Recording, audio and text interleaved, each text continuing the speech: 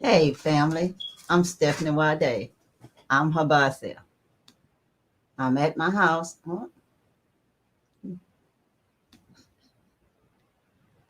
I'm Habasya.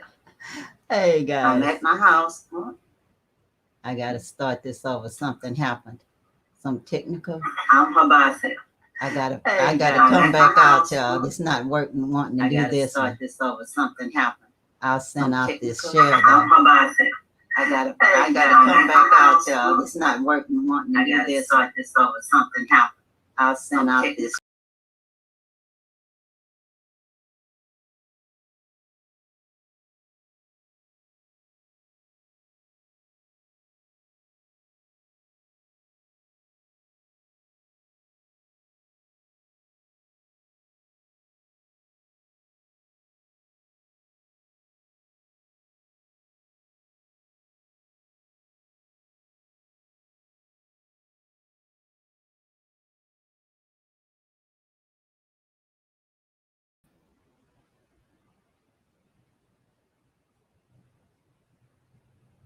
Okay, guys, I'm back.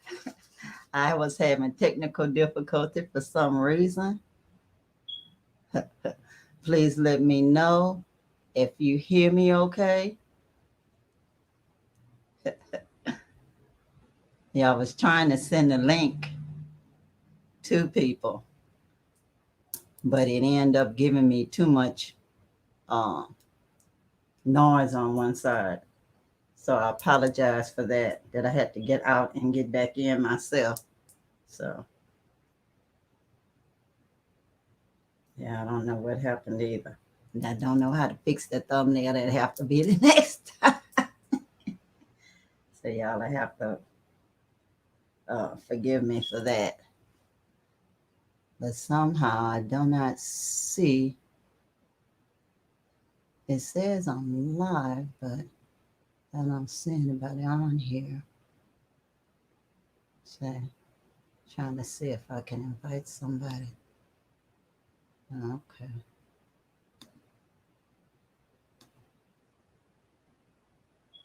I will put a link in here. So when you guys come on, y'all will be able to click in and come say hello. I'm going to see my comments over here. And y'all know I'm trying to learn how to do this.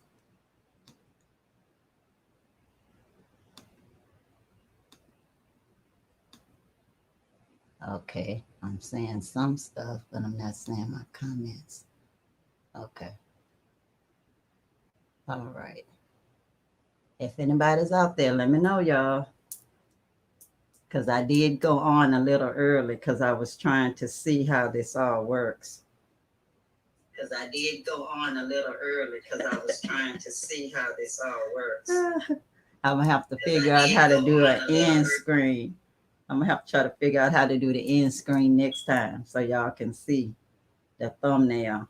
I have to figure that one out. Because for right now, I don't know how to do that. But I am live because I checked this on my YouTube.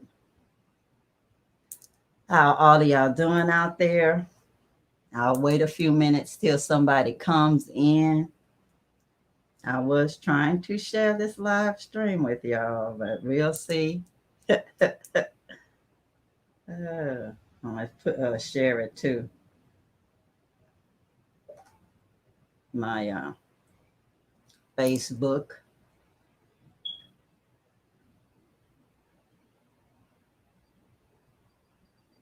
Let's see what happens here.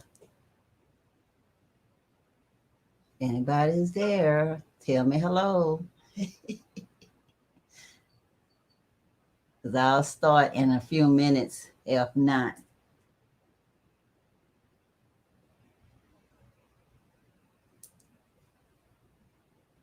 Let me see if I can start this again. Oh, hey. Hey, Kenyatta. Good to see you. I was just trying to learn how to use this how to use this live stream. I end up with all kind of echoes and everything. I'll send you the link in a minute.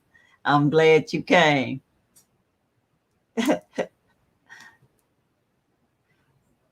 Coco Kate returning black.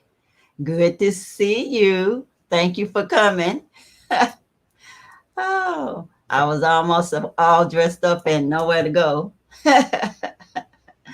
Thank you. It's always great to see your smile too. Let me bring you in here so you can tell me, hey.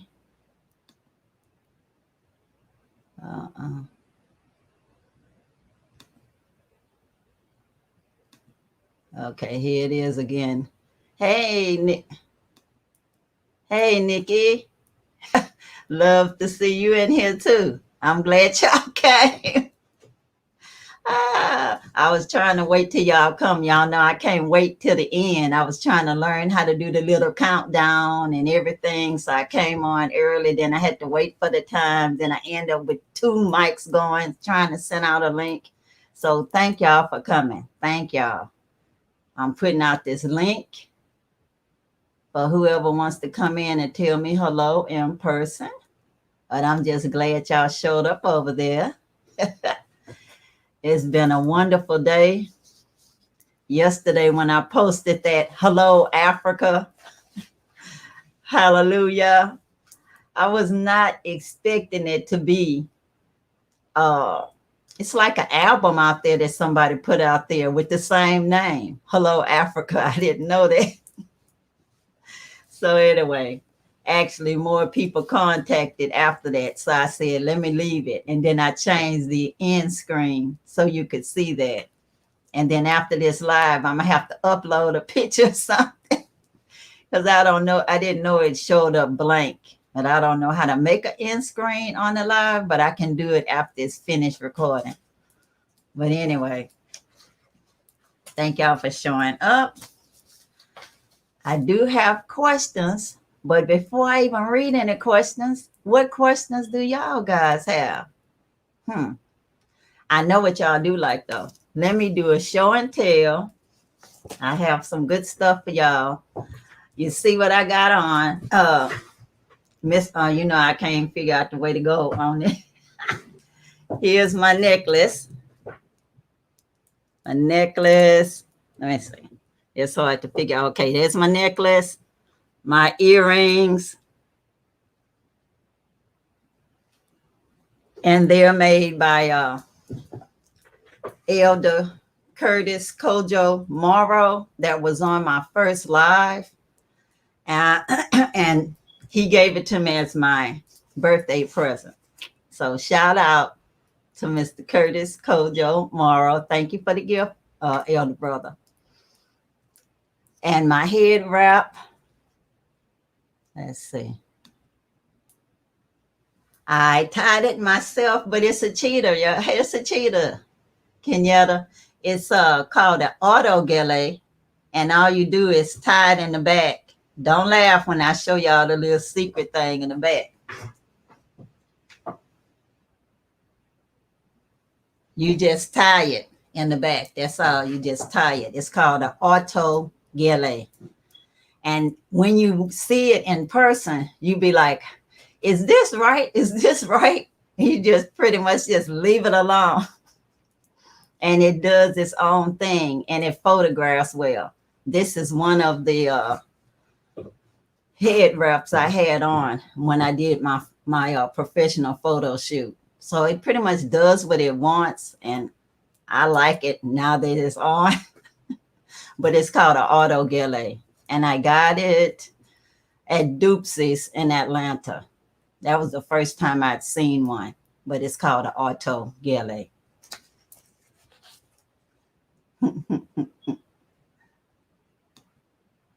Nikki, I'm glad you like it too, but it's an auto gele. You just tie it on and you're ready to go. Just don't try to make it perfect because it'll make you crazy. You just have to put it on and say, I'm good. Oh, with any head wrap. That's how you have to think. That is perfect. Or you'll go crazy trying to make it perfect. The only people I know how to do it better than me is the Nigerians, because they have somebody else that know how to tie, because they practice for so many years and they'll tie it on you. Okay, my other thing for the show and tell is my beautiful gift from Kenyatta for my birthday. I appreciate it. I love trees. I love trees. And I definitely love Tree of Life. I usually get Tree of Life no matter where I'm at. Whenever I see one, I'm like, I gotta have it. I gotta have it. And I'm gonna put this sun catcher in my house in the Gambia, in my apartment in the Gambia. Time I get back, it's going with me to the Gambia. And it's beautiful colors. It's colorful like me. So thank you, darling. As my uncle Anthony would say, thank you, darling. I love it. Okay, one more, well, two more show and tells from Mr. Brother Kojo Morrow. This is his little book that's on Amazon that he gave me. Also, it's calendar 2021, including visual arts, and it's actually signed. And the artwork in it is his artwork. He's an artist, you know. And he also sent me this Odyssey Artist Calendar Planner. I need that for this year. And it got all of his artwork too in it. And I love that it's signed, y'all. Signed by a legend. And you see, I'm so sister. I love that. I'm telling you, all kind of wonderful artwork in it. As my grandmother say, he know what I like. It's available on Amazon too. But it's just interesting. I love his stuff. You got an online art gallery too. I hope y'all can see it. I'll put the information in the description when this live is finished.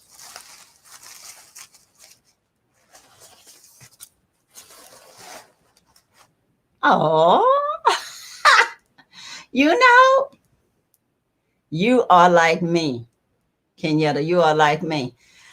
When I get something, it's because it says buy me, you know, and you heard it too. So good.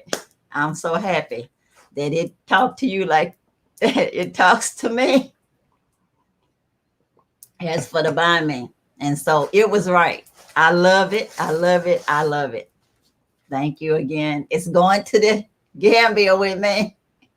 It surely is. Okay. How about questions, y'all? Because if not, I'll start with the questions I have written down. Because either way it go, it'll be fine with me. And I'm putting this in here again. Like I say, I know y'all in the audience. If y'all want to come in, it's fine. But I'm not, trying to embarrass nobody. Not everyone decided they want to be live and on YouTube. Believe you me, I'm building up my muscle doing this too.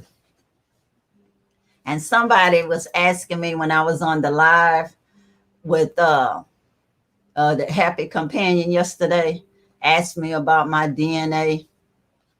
Well, guys, I did have it all written down, but not yesterday, So I already had it printed out, but I didn't have it to tell her. So I have it in case somebody want to know. It's time. Okay, let me tell y'all a question here I have. Hold on. Okay, it says, while in the Gambia, oh, shalom. Let me say, shalom, Corey. Nice to see you. Hallelujah. It's a beautiful day. I'm glad you're in the family. Okay. One of the questions to get everything started, it says, while you're in the Gambia, what did you notice that the diaspora can contribute in a positive way to help assimilate into the community?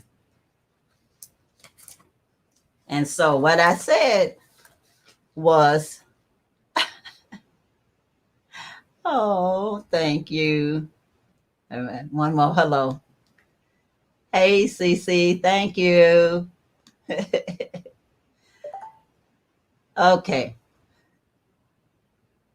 Well, I do. Oh, thank you, Mr. Curtis. Mojo gave me the earrings and the necklace. Okay. What I'd like to say on how you can do something positive to assimilate into the Gambia is, number one, just be yourself. You have to realize that Gambia has English speakers. That's the number one reason why I went to the Gambia when I was researching my grandmother's name, because I did not want to have to go through interpreters all the time. Sure, some people speak the local language, but a lot of the people speak English. So just be yourself and treat people like you want to be treated, and give yourself time to get to know people so you'll fit in, because people will accept you just like you are. You know, you be a nice, kind person. You speak like you're not on one of those movies that they show over there about African Americans, that act like they ghetto. We will not be stereotypes when we're in the motherland. You just act like if you're going to your mama's house, Mama Africa, and it'll all be good. And you got to realize it's a Muslim country. So know that if you're a female, you ain't wearing no hot pants and all of that unless you're at the hotel. If you're at the hotel, you're free to wear whatever you want to wear, but once you leave from that area into the public spaces, to respect the family on the outside, I'm talking about our brothers and sisters, you would wear something that you would consider modish dress. Don't have to be all covered up and everything, but I personally wear my pants, my tops. I have my sleeves on. It could be short sleeves, it doesn't matter, but all of this showing, all of this and that, you don't be doing that there. And the men, no pants hanging down, because people are watching you. And I've seen YouTube videos lately with the guys over there wearing their pants like that. So they must be watching us on movies or something, And then I see some of the brothers over there and some of the sisters too, cussing like a sailor. That is not cool in a Muslim country. You have to respect that the people there do not talk like that, and they're trying not to influence their culture in a negative way. So you be yourself, but you also be aware that you don't want people to think of you as a threat because their culture changed in a negative way, because we want it to be in a positive way. And just try not to think that you better than nobody. We're not gentrifying anybody. We're just going to hang out with our brothers and sisters. On land, or is it 99 year? Okay. The owning the land in Gambia, you supposedly be able to own the land and not lease the land. But I'm going through a process right now where I'm only halfway through the process, and supposedly after the process is over and the land is clear, then you turn around and do some other thing to lease the land so the government can't sell the land. So it's complicated, y'all. So I'm not the best expert at that. So that would be a good one to save for when you're in the Gambia, and go to a good real estate lawyer over there so they can make it plain to you, because I'm not the one. I'm trying my best just to get through the process to have the first papers that say that the land is clear. Because with the clearance papers, then that means that if you want to, you could resell your land.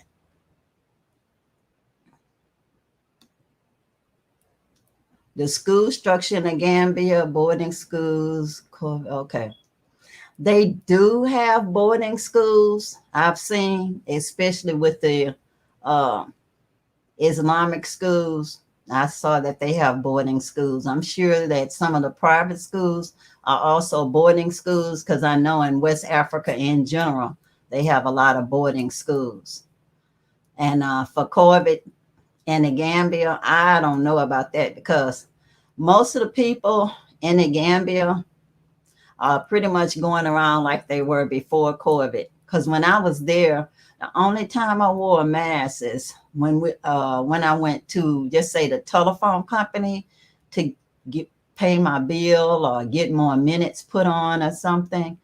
You know, they really wasn't worrying that much about your face covering and all. So maybe in the schools they made them wear masks, because I don't have any little kids, so I didn't notice. But everybody in general that I saw going to school and coming back to school, once in a while, I saw a student with a mask on, but the majority of them, when they were walking, didn't have their mask on.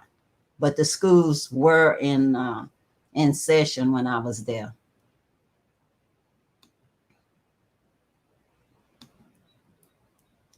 Says how to meet friends there. People saying real private person language barrier.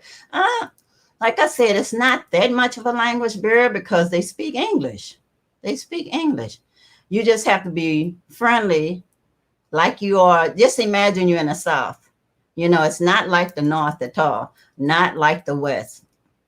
It's like being in the South. So if you're friendly and approachable and you smile at people, make eye contact, you pretty much have people talking to you. And if you get something from somebody, you don't have to worry about if it's the right price, or if somebody trying to rip you off for 1 or 2 pennies or whatever. You just pay the price that they ask you, because pretty much it's not that much. And they're going to be happy with you. You see them the next week or two, they'll be done lowered the prices themselves. They're laughing and talking with you.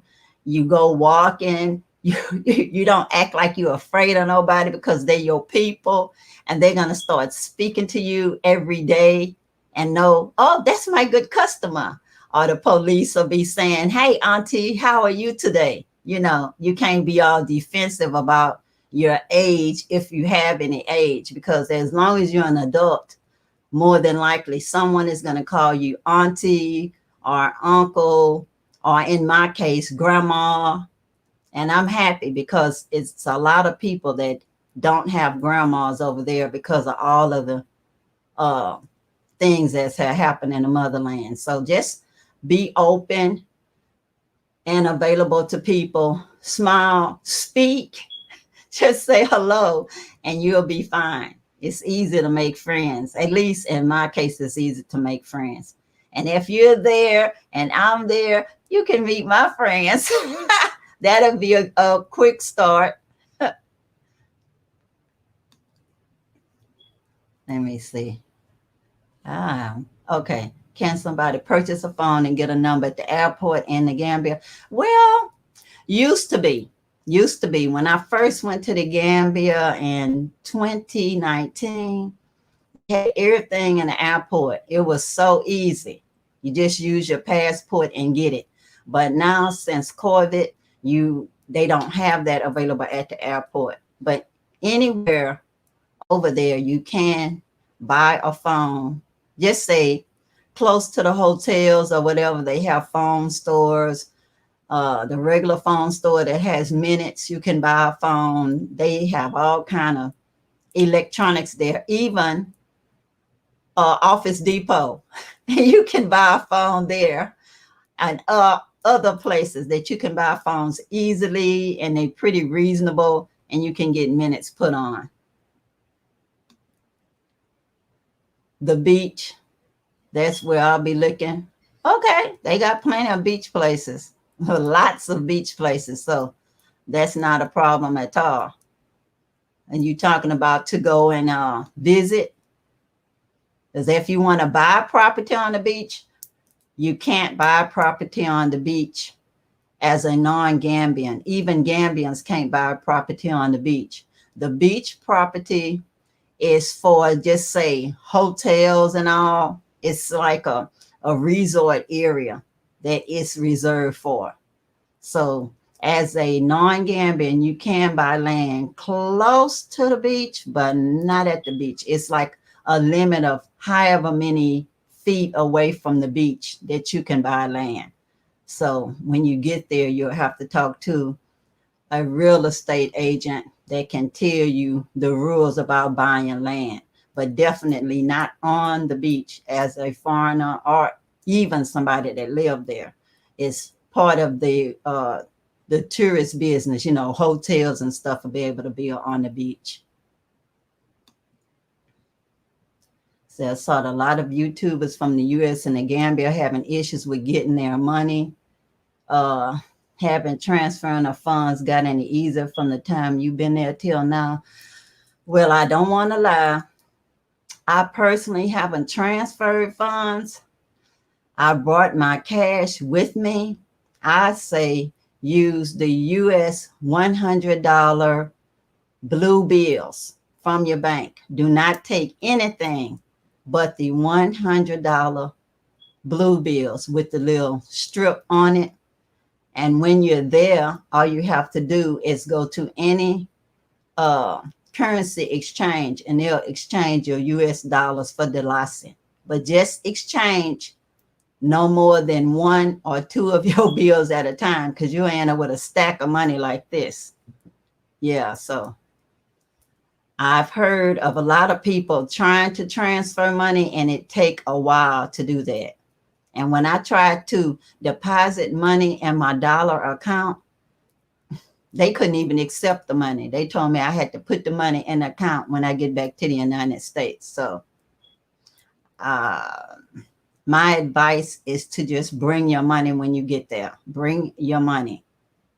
Do you put, get your money belt and have a regular wallet that have, like a big space for lots of money. Or just say the brown envelopes that you get from the dollar store or whatever, have it in your purse and you can put your Dalasi in that and keep your other hundreds in a money belt, and just don't let people know you got cash money on you. But I would not advise to try to get money transferred, not when you first get there. It'll be a process, because it's a process just getting a bank account. Let me see. Okay, that was that.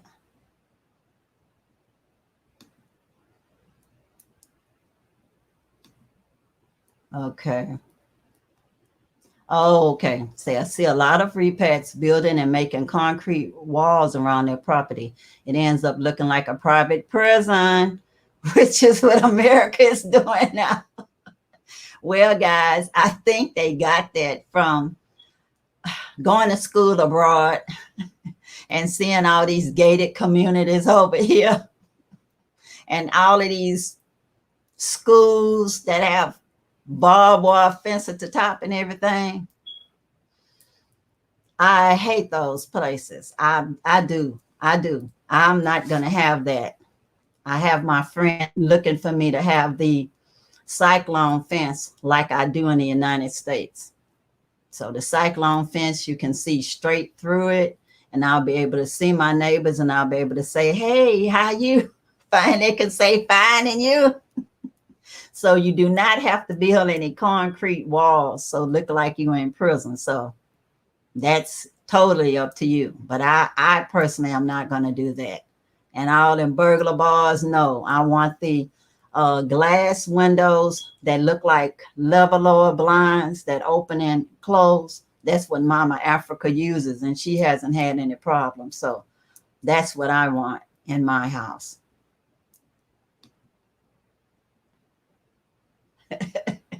Good.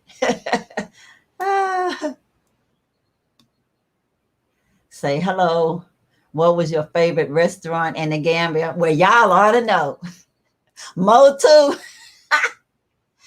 Motu all day long because Motu has the atmosphere for expats. You're going to see them in and out, no matter where they're from, whether they're from the United States, Spain, the Caribbean, Britain, the US. So that's why I like going to Motu. I've gone to the other places, but when I was there, I was almost there by myself. And I did like the chop shop when I was living in Canafine South. And I didn't see any expats. Well, that's not true. I met one expat there and we talked for like at least an hour or two. She was from Britain. She was from Britain and she was of Caribbean descent. And we was just so happy we had somebody to talk to while we was getting our food prepared. So yeah, the chop shop is number two and Canafine South, and then Motu is number one. But yeah, I liked those two restaurants.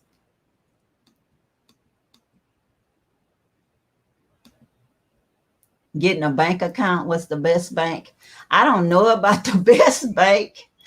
Oh, uh, let me see. I will let y'all know which my bank, because I even have to put that in the description, and I'll tell you because I use the same bank that African Picnic used, and because I saw them on a video, that's why I got my bank account with them. So I'll put the information. I'll put it in the information. What is my bank? It's an international bank. But I'm telling you, when you ask me, I go blank. But I do have it, the information, and I will leave it there for you. But it's the bank that I use, and it's another bank that I've seen that's a Pan-African bank. So Google the Pan-African banks, and I'll let you know. You can leave it in the comments after the post is over with, and I will tell y'all if that's the one. But one of the Pan-African banks over there, the line is just so long that I just did not want to use it. You know, it's a well-known bank, but the line is too long on the outside. But I'll let y'all know my bank because right now it's in another room. I have all of the information so I could transfer funds in my backpack. I should have had it out here, but I don't have no assistant to go in my room to get it. So I promise I'll put it in the information afterward, the bank where I have my account. But they're all slow to open. That's all I can say. When you have at least a month to wait to open up a bank account, you'll be fine. But don't expect to get a debit card right away because I left almost 3 months there and I left and they were still promising me my debit cards. Hamlet Beach Hotel for a month when I get there until I find a house to buy. That'll be fine. That'll be fine. Any of the hotels are fine. Yeah, you'll be fine at any of the hotels. You'll be doing better than me. Yeah, because when I was there, I stayed at Dabo House the first time because I wanted to meet Cora players, and they were known to have Cora players, have Cora lessons. And so that's why I went there. And then the next time I went, I used Airbnb because I just wanted to get a different experience in the local neighborhoods in the Gambia. But it was my second time and I already knew people. So that's a whole lot different. So Tamale Beach Hotel will be fine. It's beautiful. I did go there once with some of my friends. Oh, not again.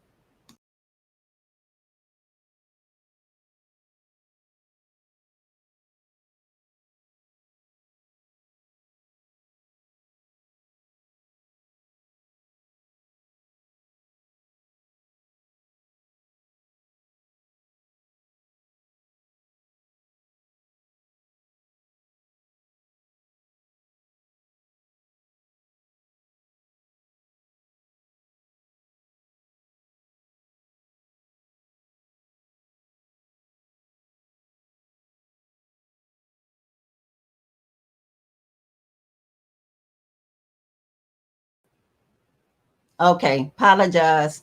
I clicked something on this laptop and it took me to another tab, but I don't know why, because I was not trying to click anything to get out of here.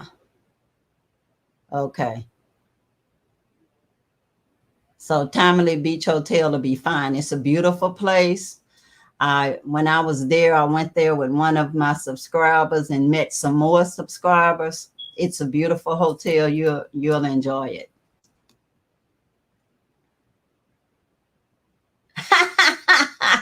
Is there someone to buy booze? Child, they have it at the airport, no matter where you are, no matter what country. When you're leaving, they have it at the duty free. Everywhere. Everywhere I've gone on the motherland, you can buy it at the duty free when you're at the airport.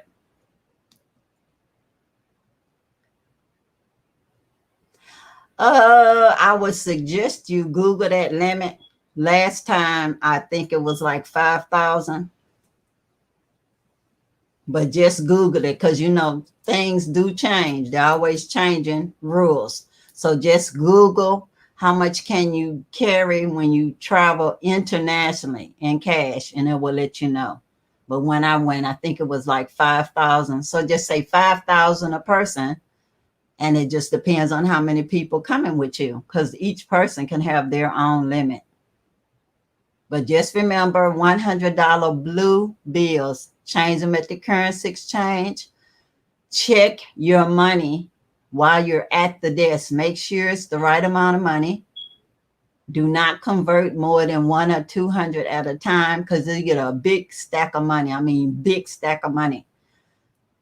And put it in your envelope before you leave out of there. Hold your purse close. No matter how many videos people say it's safe, it's safe, it's safe. Better safe than sorry, okay? Keep your money still close to you. Wear your money belt for your other money. Let's see.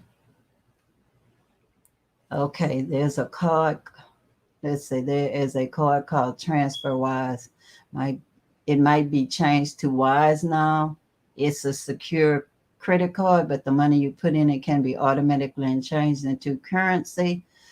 Well, all I know is only a couple of the ATM machines work for foreign cards in the Gambia, according to my friends that's used those cards. And they said it was a lot of trouble trying to find the ATM machines. So just make sure that you convert your money, get your money out of the debit card before you need it. That's all I say. That'll be fine. Excuse me. Hold on for a second.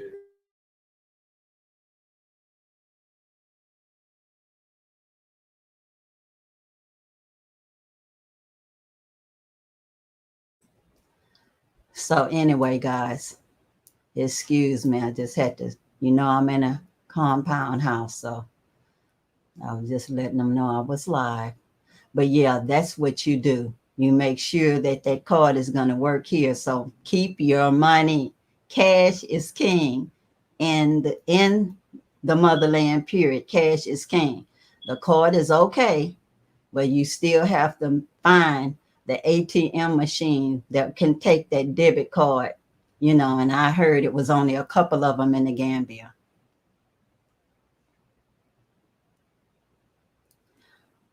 I'm not going to be shipping anything to the Gambia right away, but when I do ship something to the Gambia, it will be my books and my books. Some of my artwork, just a little of my artwork, but that's about it, because I prefer to just buy what's there already, because when you ship stuff, then you have to turn around and pay to get it off of the shipping container. So by the time you do all of that, you could have just bought it there. And all the electrical appliances are pretty much the same prices they are here. And of course, the electricity is different than here. So it's easier just to buy it when you get there. And it'll be good to go straight out the box. Hey, P. Davis, welcome. I hope I'm not too slow for y'all. I'm just trying my best not to cut myself off again. Oh, Motu was the spot. Hey, counterweight. Okay. Oh, let's see. I did have a ball there. Yes, I did. Oh, yeah. Coconut. Oh, yeah. Oh, you're welcome. I enjoyed myself at Motu, y'all. And I definitely got my coconut water when I was leaving every Sunday. I get 2 coconut waters.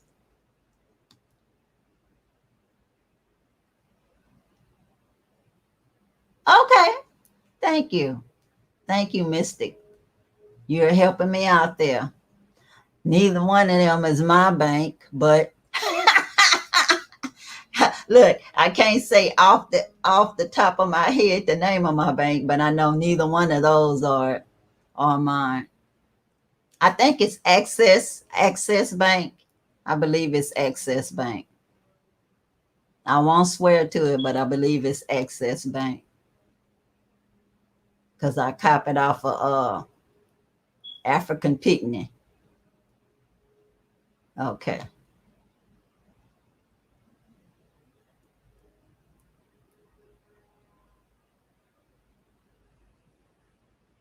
Okay. Well, I'll answer that. A fee to exchange the currency, yes, it is, but it fluctuates every day. So you can look online and it will tell you what's the currency exchange rate. But when you go to just say the Bureau de Change to exchange it, they have to pay for their service because they have to pay their employees and everything. So it's going to be a little less than what it says on your converter on your phone. The only people that actually give those costs that's on the phone, the same exchange rate, is the black market people, and they're not safe because some of that money they give you might not be real money. So I just be on the safe side and I go to the Bureau de Change. And it's not that much really. It's not that much. And just be safe. You don't have to worry about them giving you fake money. I would not bank on Bitcoin. They the electricity over there goes out when I was there, it went out every day. So, I don't know. It'll be hard to be using Bitcoin if you really need it. If you can't depend on the electricity working, you go to the bank or wherever to get the money out, or the ATM machine not working because of the electricity. You go in the bank and they'll be like, "Oh, so sorry, the electricity is not working. The internet is down." So I wouldn't bank on Bitcoin for Gambia, not yet. Okay. Okay, let's see. Any performance schools in the Gambia? I do not know. I'd have to check on that when I do get back to the Gambia, because as I don't have any children or grandchildren in school there, so I don't really know about the school systems for the children.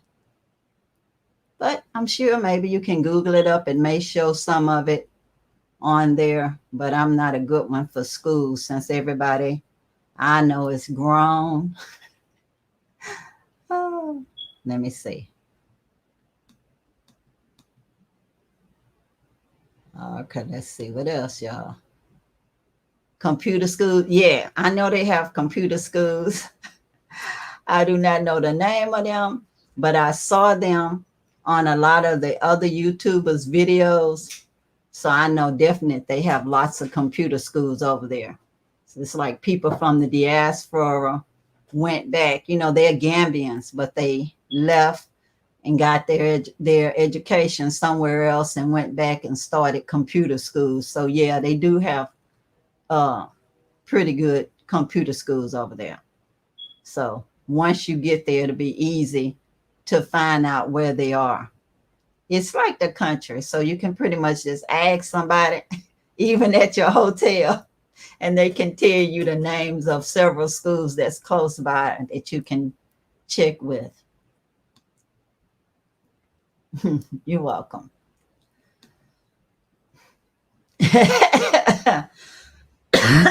I tell y'all, I miss that coconut conversation so much. I can't wait to get back to have my coconut conversations. That was my favorite thing to do. Those coconuts were so sweet.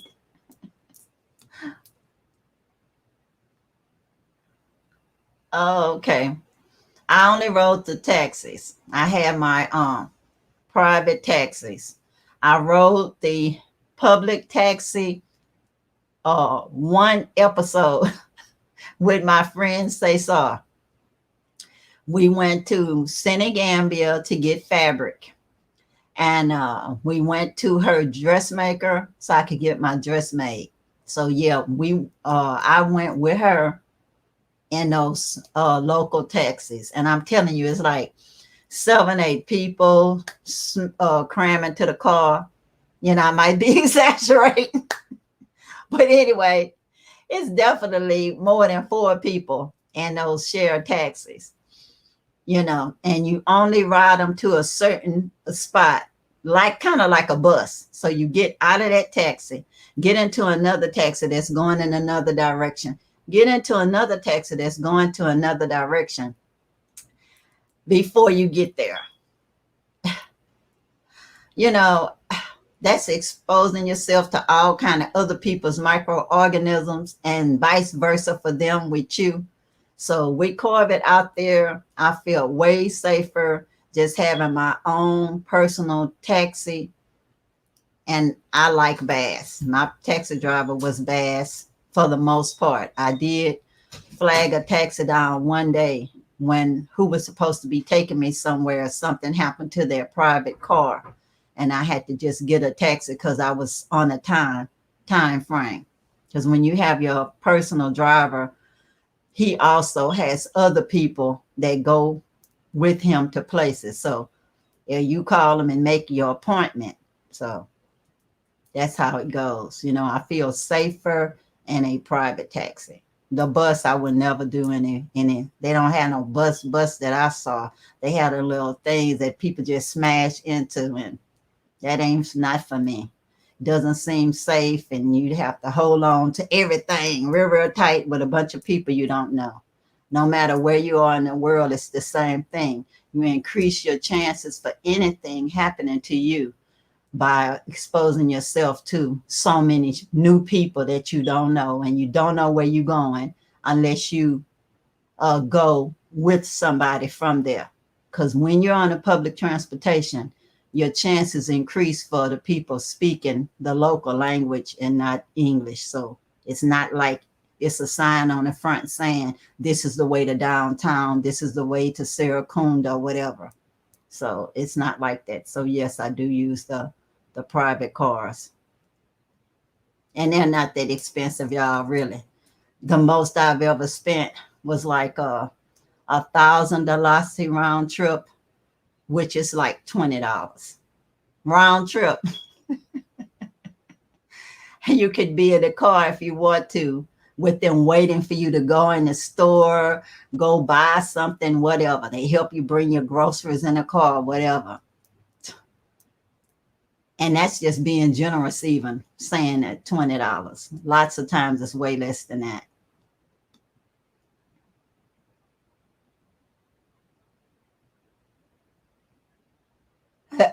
Oh, just because it's gold in Africa don't mean that they have it that way. It's all screwed over with the World Bank and everything else. It's very complicated. So Just because Africa has the resources don't mean they have control over their resources, unfortunately. The common man has nothing. Gambia itself is a very poor country. It doesn't have that much of anything. Uh, Most of the countries in Africa that have the resources, the people outside of Africa have the resources, and the World Bank has it all messed up. You can read the economic hitman to see how complicated things are in the motherland. It's not that simple. We wish that just because they had gold, you could loan people in America something, but they don't have it like that to be loaning us nothing. Their people, for the most part, are not wealthy. The average person worldwide makes $1 to $2 a day. The average person. When they show you whatever to the world, they're only showing you the elites, how the elites living, not how the majority of the people living. It's getting better, but it's not like in the movies or like how some people on YouTube portray it. I try to have a balance, but you'll see when you get there in real life that it's not how they show in what is that, coming to America. It's not like that. It's not Wakanda or nothing like that.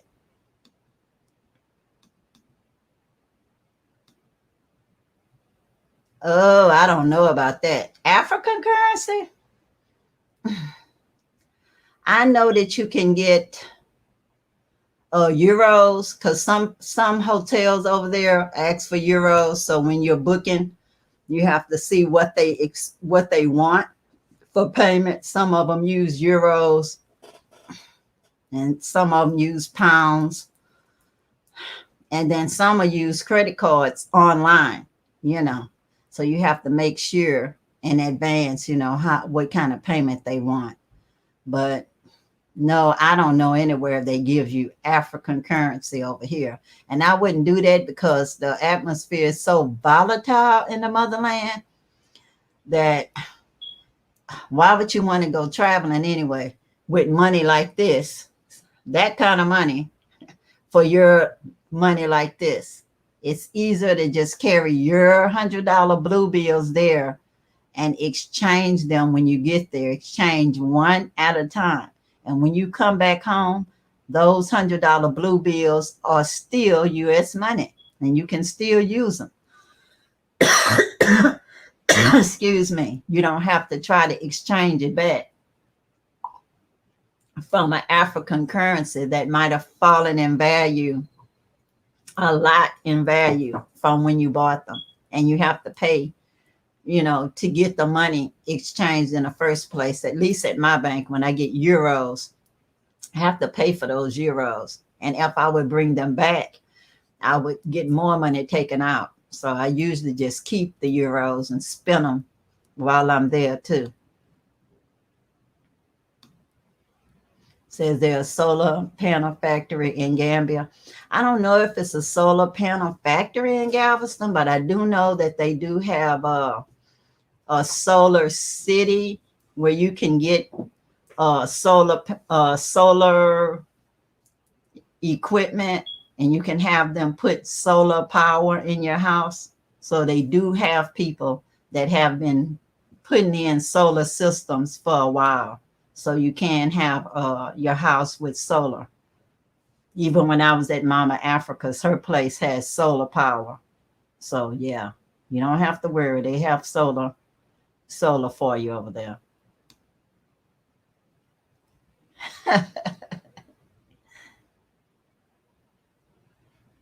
Oh, thank you so much, brother. I appreciate you, Clayton Griffith. Oh, thank you for showing up and supporting me.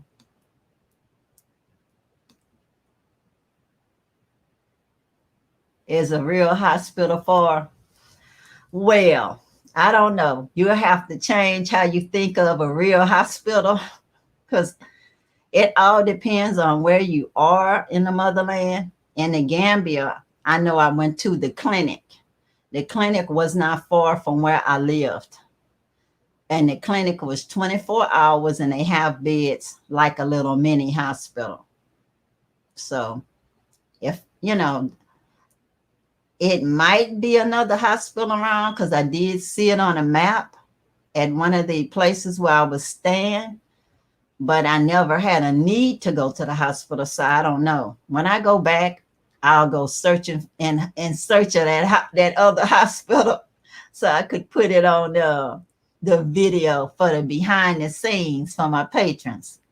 So that'll be something for me to do when I get back.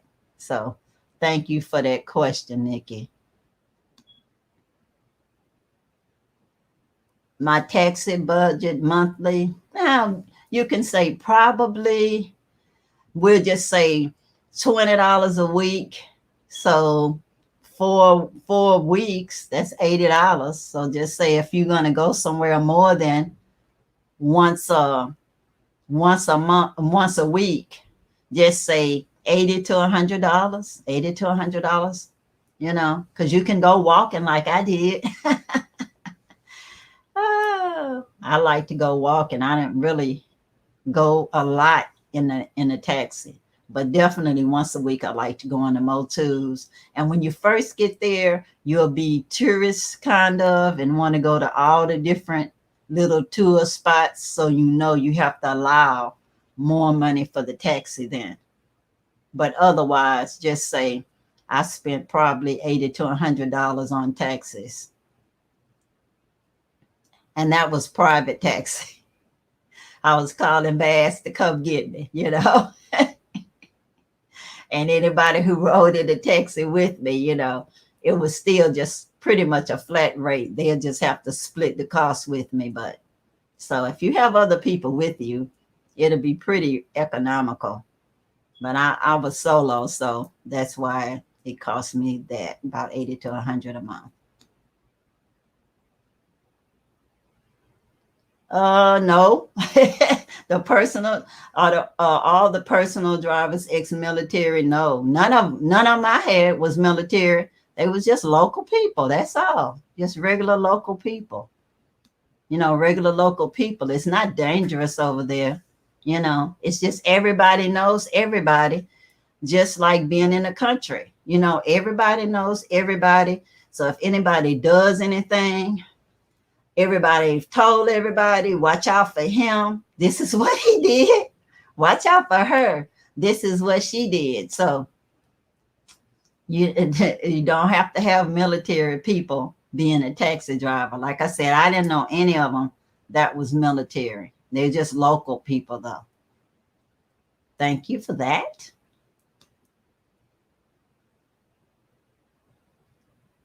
I do not know if you can get LASIK eye surgery there. I think I'd get the LASIK eye surgery while I was here before I go if I needed it. Not to say they don't have it now. They could, because I know they have glasses over there. They have eye doctors where you can get your glasses and stuff. But procedure like LASIK eye surgery, I would get it done here. Because like I say, with all the electricity being unstable, even with them having backup generators, I would prefer to encourage you to get whatever eye surgery you needed before you left. Yeah, do that.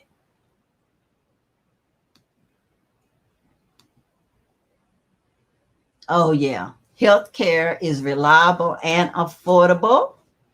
I'm a diabetic and I have high blood pressure. My medication was not approved by this Medicare system, even though I had Blue Cross Blue Shield as my second part of the Medicare. When I just had the Blue Cross Blue Shield, they let me get vacation medicine when I would travel. This time, since it's Medicare is number one, since I'm older, they told me I had to pay almost $200 for the medicine that would last while I was there. So I just let it run out. I went to the doctor over there, told the doctor uh, what I needed. He took my vital signs and all of that, gave me a prescription. I got the medication filled right at the clinic. It was good medication. It kept my blood pressure within normal limits. The doctor's fee wasn't that much. I think I might have paid definitely less than $20 to see the doctor with no insurance. Less than $20 to see the doctor, and definitely less than $20 for not one but two medications. Because one of them was for my high blood pressure and one was a diuretic. Because the pills I had in the United States combined those two together.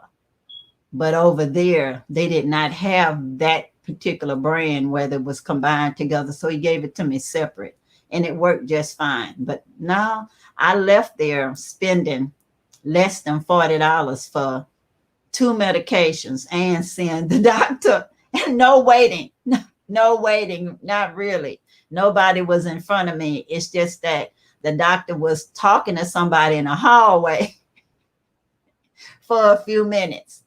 And once they let him know that I was waiting, he came right away to see me, the doctor himself. I didn't even see a nurse first. He did my vital signs and everything. So it was affordable, and he was an excellent doctor, had a wonderful bedside manner.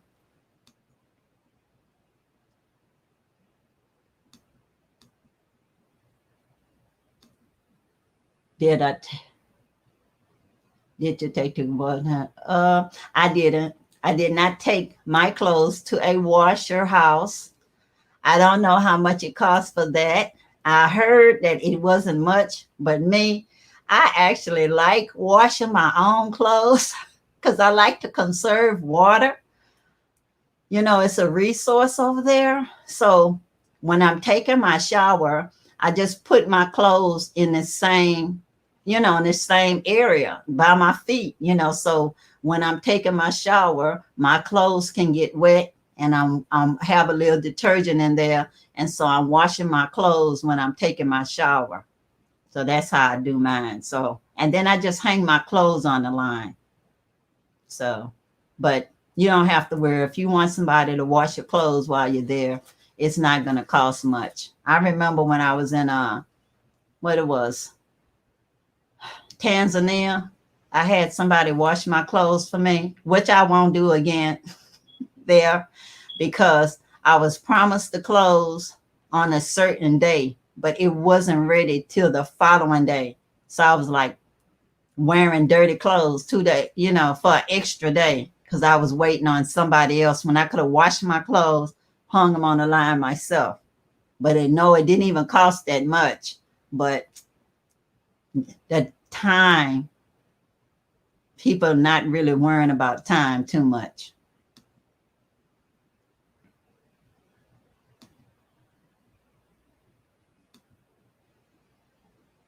Oh, thank you. Saniqua Gambia, Musa Sisosko. Thank you so much, Sonikara. I hope I'm not mispronouncing your name. Thank you so much. I try my best. I want it to look good for you guys.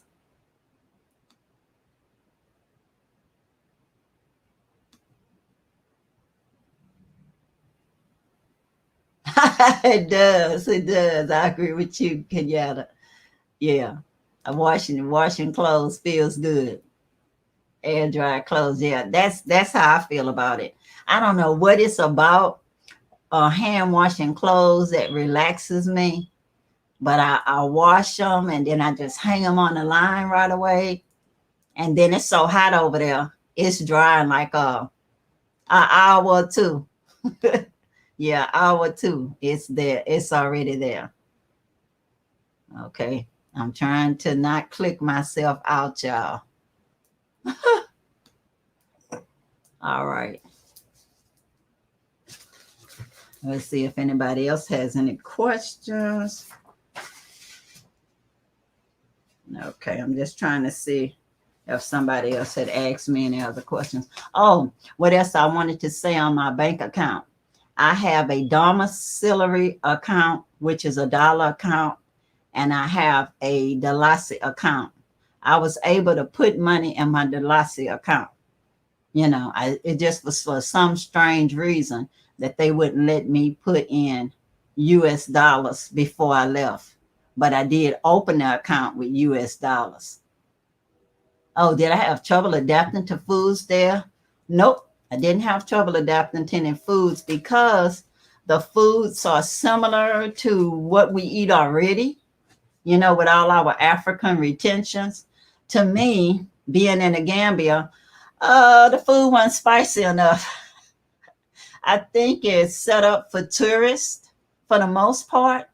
So I'm used to more spicy food because I'm from the South. So it wasn't nothing to be getting used to. It was food that I wanted to eat in the first place because I only order stuff that I want to eat. It's the other stuff, I've been around different type foods forever, so I already know what I don't like. I do not like fufu. I've tried. Different in-laws have fixed it for me. I would eat the soup part, but I have to have it on rice. That Creole in me is deep, y'all. I gotta have it on rice. And they would say, "Oh, rice again? Okay, I will fix it for you." But no fufu. I couldn't do that swallowing thing. My mom and them always told me, chew your food, chew your food, chew your food. So I just couldn't do the little other stuff. So I don't know. Not everybody is good at that. And the stuff, the little potato stuff that they eat, I can eat that with no problem. Yeah, I love spice. But I'm telling you over there, some of these people that look just like us come from Spain, they'll be complaining, "Oh, this is just, please don't put much spice." And I'm not trying to make fun of nobody. I'm just saying. A lot of folks that look just like us, they've assimilated so much, they don't like spice at all. Chicken yassa wasn't spicy enough for me. I've had it at 2 different places, wasn't spicy enough. So maybe if I ate it at somebody's house, maybe it'd be spicier. But when I was there and I went to my family's house, it was Ramadan. And so, people fast all day. So I didn't get to eat anything. You have to go visiting after sundown for them to be able to give you food to eat. So I don't know how it would be at a personal home. Hey, Brother Saeed. Passing through to say hello. Hey, I know what you're talking about. I know what you're talking about. Thank you for stopping by, brother. Thank you for stopping by. Oh, if y'all have not subscribed to his channel, please do. The Happy Companion, my brother, my nephew. We even look alike. Can't wait to get back and hang out with him in the Gambia.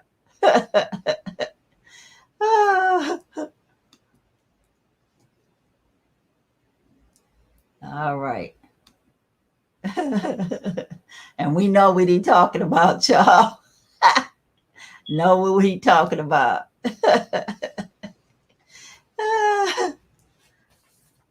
I was trying to see if there's any more questions here y'all wanted to know about. Okay. Okay, I already told y'all most of this stuff about local dress too. Oh, will y'all be coming as solo travelers or with a group? That's y'all out there. Because me, I'm a solo traveler. Okay. G Global. Going over in 5 days for the first time. Okay. Okay. That's wonderful. Where you stand? You know what I mean? Don't say where you stand. Will you be going as a solo? Or are you going with somebody?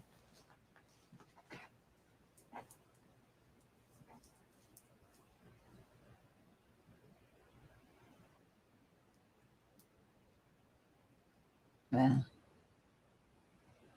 Okay. Well, all I can say is safe journey, enjoy, and you'll be fine. You'll be fine.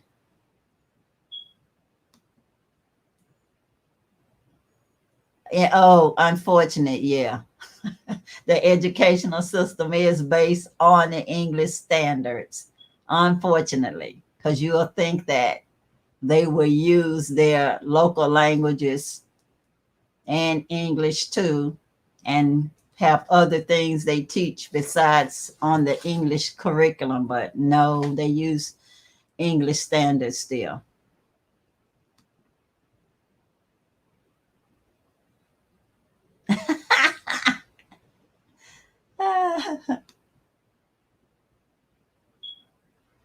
Okay. Oh, well, that's good. If you got friends in Dakar, that's just up the road, as they say. When I go back, I'll definitely go to Senegal with some of my friends from the Gambia, because some of them speak English, French, and lots of other languages. So I'll be fine when I go there with my friends. Okay, that'll be good. You're going with your daughter. That'll be wonderful. Enjoy, be safe. It's all good. Just remember, just like anywhere else, it's just the same as anywhere else. So just be cautious, but have fun. And don't forget, bring your money. US $100 blue bills. Even if you're going to use a debit card, just in case that ATM machine is not working. Be careful. But yeah, you'll have a wonderful time. I know, because I have a good time every time I go. And I go solo because I don't want to have to wait to go with anybody.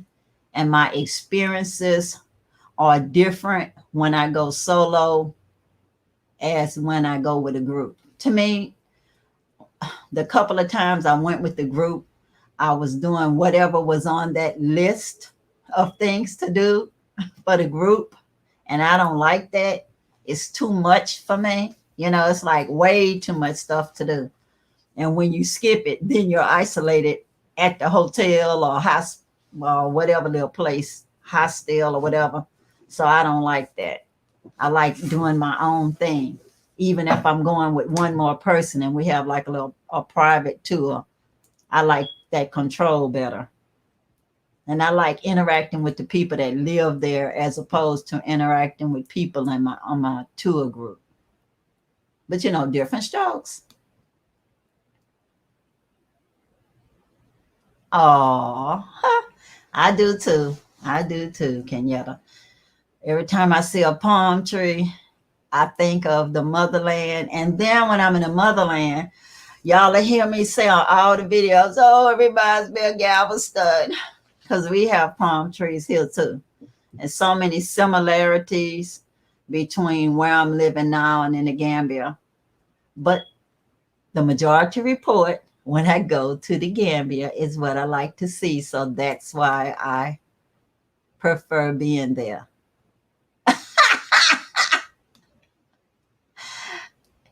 Yeah, yeah.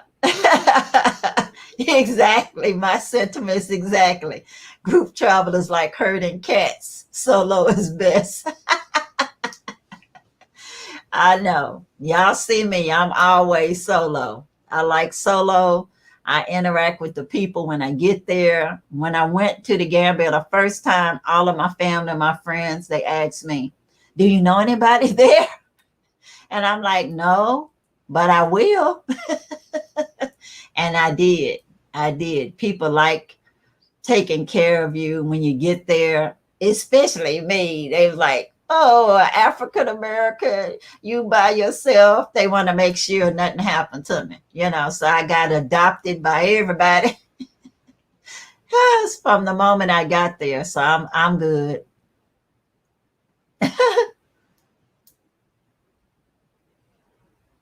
If you bring planting seeds, you can bring anything will grow. Anything that likes the full sun. Anything that likes full sun. Because if we had trees everywhere, then we could bring some things that like to grow in the shade, but my land in specific does not have trees. So I bought a lot of trees, but it's going to take a while for the trees to grow. So, excuse me. I have all the seeds that grow in full sun. So anything that grows in full sun and grow in a tropical area, it will grow there because the land is like Louisiana. The climate is like Texas and Louisiana, hot. So whatever grow here in Texas or Louisiana will grow there, pretty much, long as it likes full sun. Full sun. So guys, you have any more questions here? Let me see. Let me tell whoever was asking. Maybe they out there now or they'll be out there in the future. They wanted to know about my DNA results. Okay. I took my raw data from, let's just say, ancestry.com, uploaded it to DNA Land Ancestry. And it said I'm 80% African, 72% West African, 12% Senegal River Valley, 4.2 Mende Akan, 8.4% East African. Y'all know I'm not going to read the rest of it. Let me see.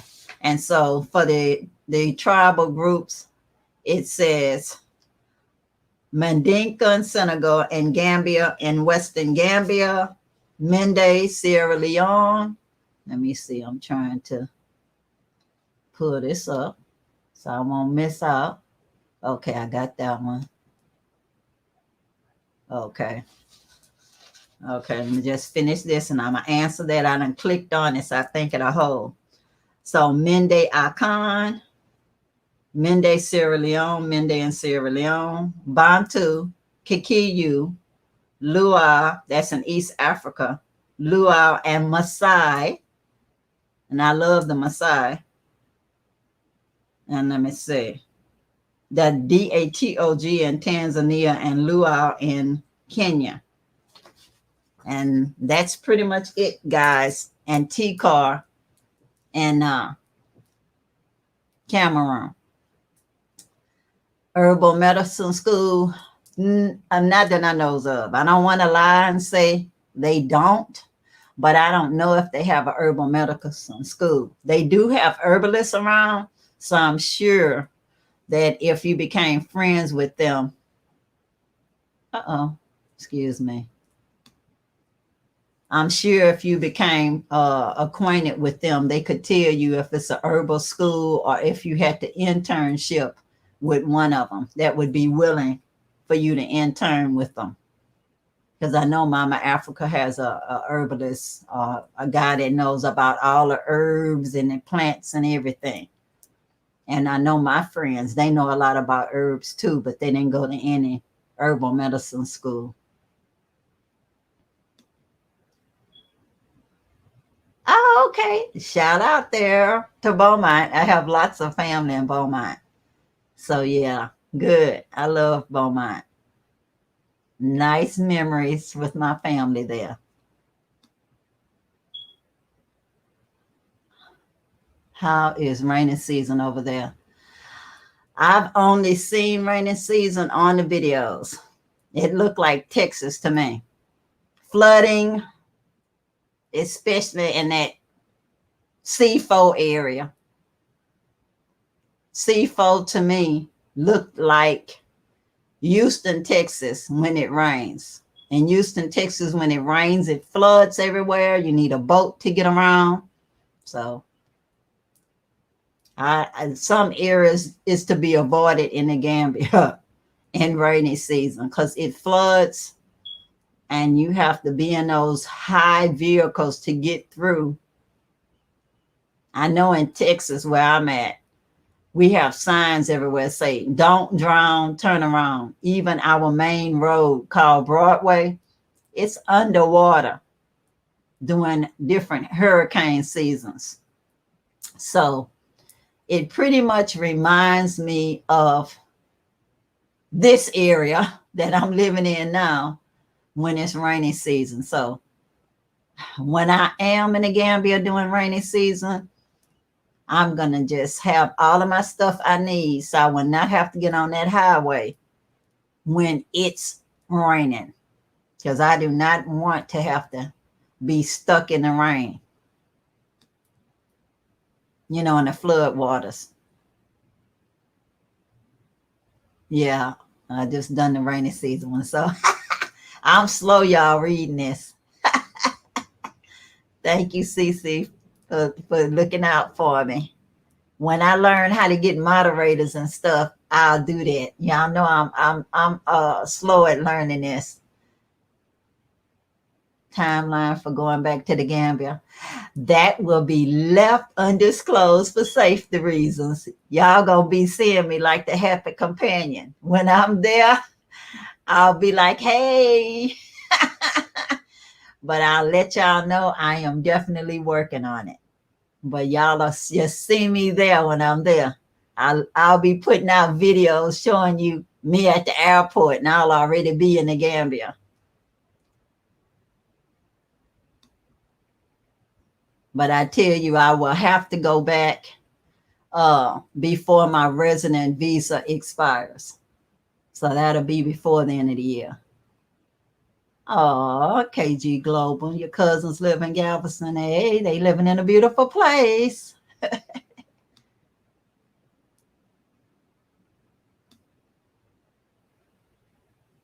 The DNA tests expensive. They should be free to all Africans abroad. Yeah, I agree. They should be free. But as they say, it doesn't belong to the government or anything. Business is business, So I've done lots of DNA tests. I figure DNA test is less than a pair of glasses, a pair of tested glasses. So I've done African Ancestry. I've done Ancestry.com. 23andMe was free because I did it way back when they had a code, because I guess they didn't have enough people taking a test, so they needed you as subjects so they could get, information. So I did that one, but it's all relative. Cost is all relative. So to me, the cheapest one and have sales sometimes is the Ancestry.com one, less than $100. But the African Ancestry is more costly. But do your research online, just Google it, and it will actually tell you what their prices are. But I think it's a good investment no matter which one it is, But to me, it wasn't that much. And I'm happy I did it. The 23andMe and the Ancestry.com is what helped me find my family on my father's side. So it was worth its weight in gold. Okay. Yeah, it is like H-Town in the summer. It flood over there. It does.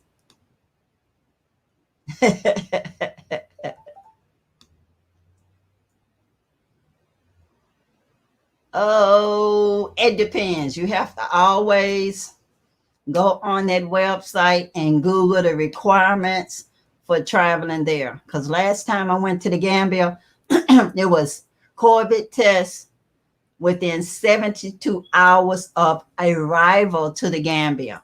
Arrival. And I was so afraid because somebody told me that when they got to the airport, they said that their COVID test wasn't the right kind of test because it was a rapid test. And I'm like, what difference do it make if it's rapid or not rapid? As long as it's the correct COVID test for travel. You know, you can always have an express process on everything. But anyway, I was lucky, blessed, whatever, when I got there.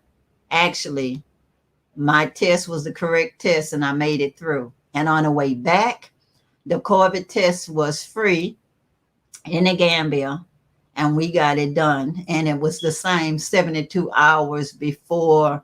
Well, actually, it was different. It was 72 hours before departure.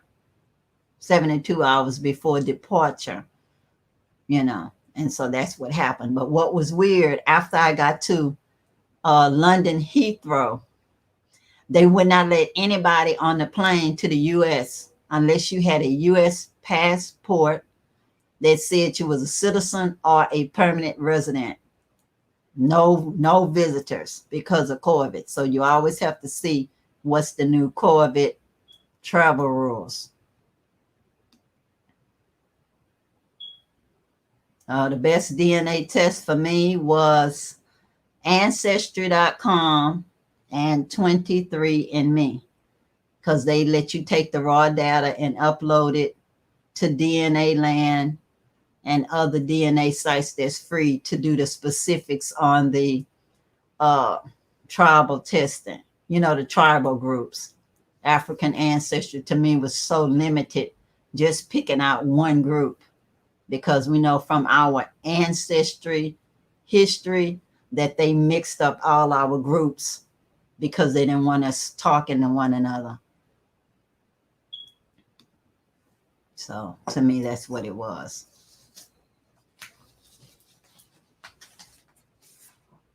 Okay. Do any of you guys have any more questions for me?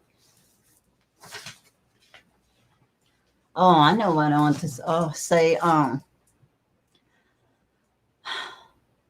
Lots of times people like to compare and think that it's something different to making friendships with people, whether you're on the continent or here. But I found out, like the song say, that people are the same everywhere.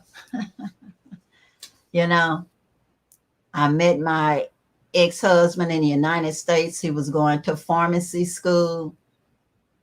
Had never met anybody from the motherland before. And when I met his family, it was like meeting my family. That was Southern. They were so friendly and cordial. And it didn't hurt that we had 3 sons already when I met them. And they are partial to boys. You know how they have all this male systems in the motherland. But anyway, I found out that people are the same everywhere. Yes, you have to learn some greetings for people that don't understand English, but the majority of the people where you go are so multilingual that English is just one of the languages that they use. You know, the only place I went to where English pretty much wasn't used too much was in Cameroon. They were speaking French. And so I'm really not motivated to go back there. I know they have an English speaking part, but they get too much into fighting with the English part and the French speaking part. Roller skating rink could be a good idea. You know, I'm sure some of the people will love roller skating rink. You know, they have diasporans going over there. So pretty much any idea you have will be a good and welcome idea. Especially, I believe that people will start coming back to the motherland more and more. Yeah, I believe so. COVID, with all these people forcing folk to get immunized and stuff, everybody's ready to just open up open up travel, because they want to make some money. So as people start coming in, they'll be happy to have whatever entertainment possible, because the Gambia really doesn't have that much extra entertainment. It's more just relaxation stuff. Because if they even have a movie theater, I don't know about it.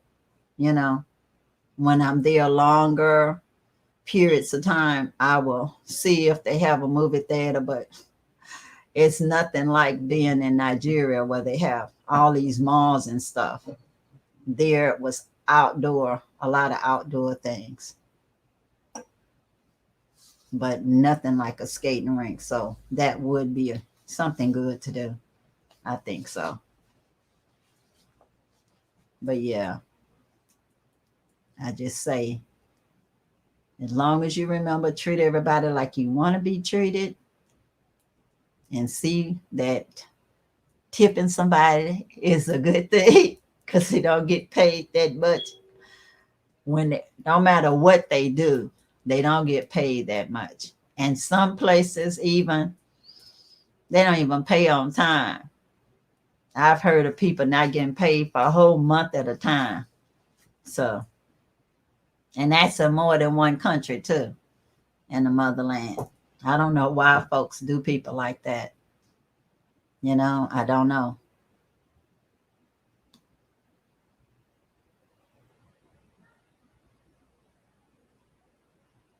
Yeah, that would be wonderful. That's one of my things I want to do. We'll discuss that when we're in the motherland and on Patreon behind the scenes. We can do it. We can do it, Kenyatta. Because I love the arts. I love the arts. I have so many different hobbies myself that I do.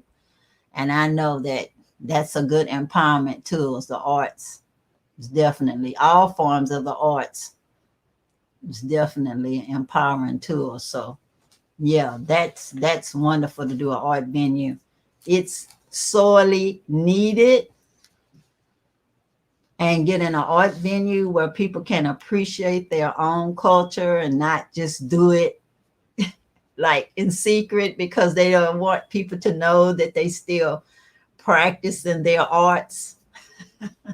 You just have to be encouraged sometimes that your culture is beautiful and alive, and that we coming from the outside can see the beauty of what's already there. That's how I even felt when I left Galveston. I never even appreciated all of the natural beauty here until I came back as an adult, after I got divorced and stuff. But before then, I just took it all for granted, never noticed it.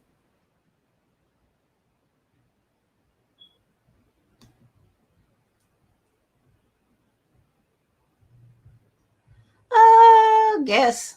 But I suggest for most of the stuff, you come there first, you do a market analysis so you can make sure that that is something that will actually make some money for you. With everything, you need to do market analysis. So you come, you go to Gambia, boots on the ground, do your market analysis, and then you will know what can work for you, what can work for you. Because everything takes market analysis before you just put your money in something. Do your research.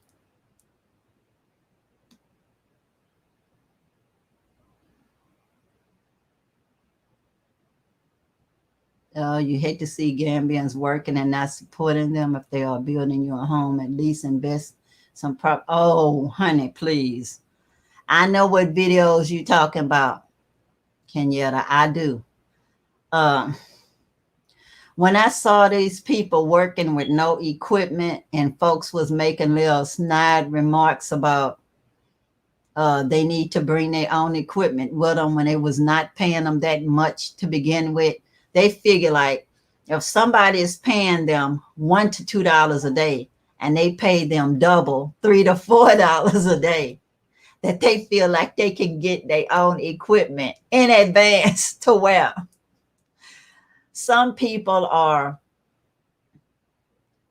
in a mind of gentrification. You know, they're in a mind of gentrification, even though they look like the Gambians, but their mind is still in the West, you know, that you're not seeing the people that's working with you as sisters and brothers, you know. So that is unfortunate. I wouldn't do that kind of a thing. And I'm sure you wouldn't either. Because I've heard that the people were supposed to have gotten donations to get these folks some proper equipment to work for them. But I never saw them actually use the stuff after they got it. So I don't know. But I agree with you on that you should do the proper equipment. So proper equipment and tip is not that much to us, but it makes a big difference in the life of somebody else. Instead of paying for their child to go to school, you're paying for their child to go to school. It would be them being able to afford to send their own child to school. And then the child would be grateful to their parent and not to someone else for their education. You know, it makes a difference in respect. So I much prefer to empower people to self-sufficiency by just paying them the proper amount of money and providing them the equipment. So I agree with you.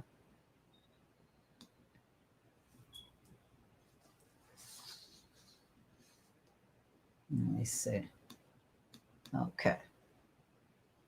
Try. At least I haven't clicked myself off lately, y'all. Let me see. I'm just trying to see if it's anything else. Because I did talk about the modest dress and everything. Photography, assimilation. Okay. Assimilation. Another thing. Like I said, don't worry about it. You don't have to assimilate. You know, just be yourself. Viva the difference. Be a good human being. You'll be just fine. Yeah, so very true, right? Yes, it is. Very true. So does anybody else have any questions, y'all?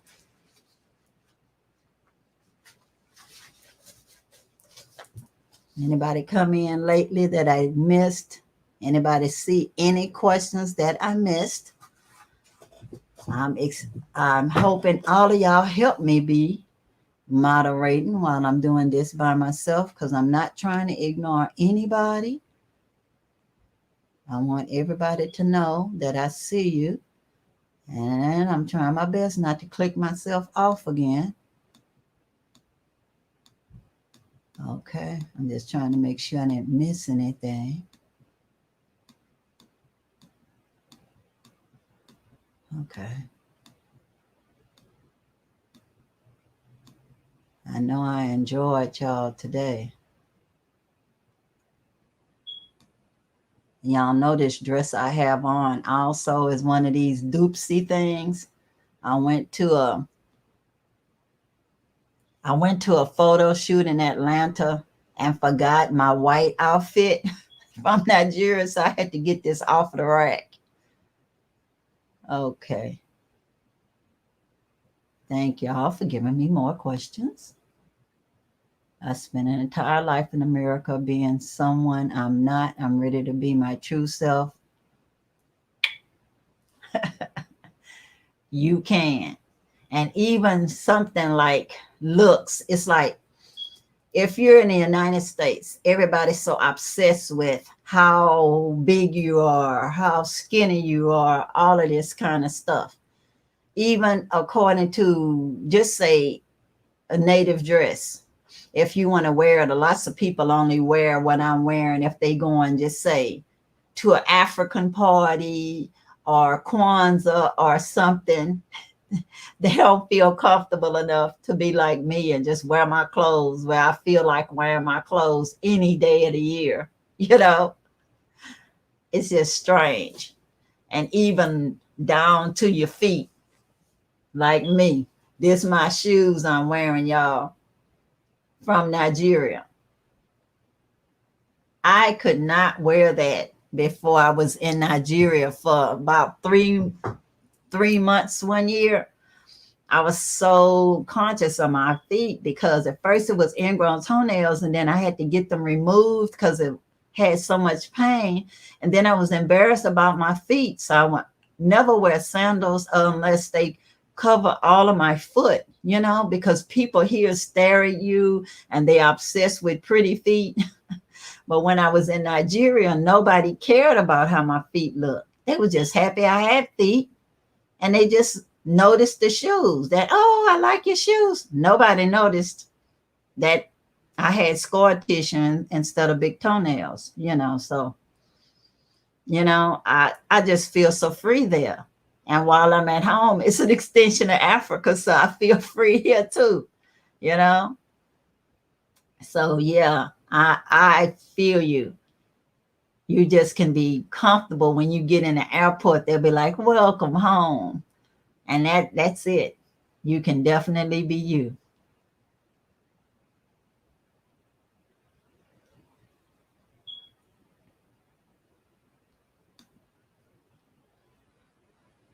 Yes, you can learn Mandinka and Wolof there.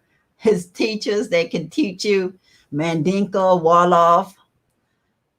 They don't cost that much at all. Not at all. I tried my best to learn Wolof before I left. I took the class online with some more people.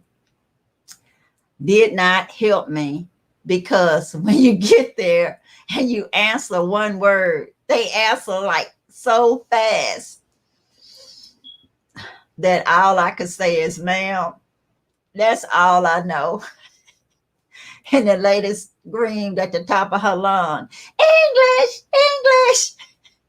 And then the next day when I was walking in the neighborhood, everybody greeted me with, hello, how are you today? It's nice seeing you. So they was happy they was able to practice English with somebody. So yeah, you can learn Mandinka and Wolof when you get there. Very, very economical. You can get private lessons, you know, you can. And if you want to do it online, that's available too, you know. But I would just wait if I was you. When you get there, it's easy to get somebody to teach you Mandinka and Wolof, or Wolof. It's up to you. But it's people there that actually speak Mandinka and Wolof, or one or the other one. So it's not hard to find a teacher once you get there.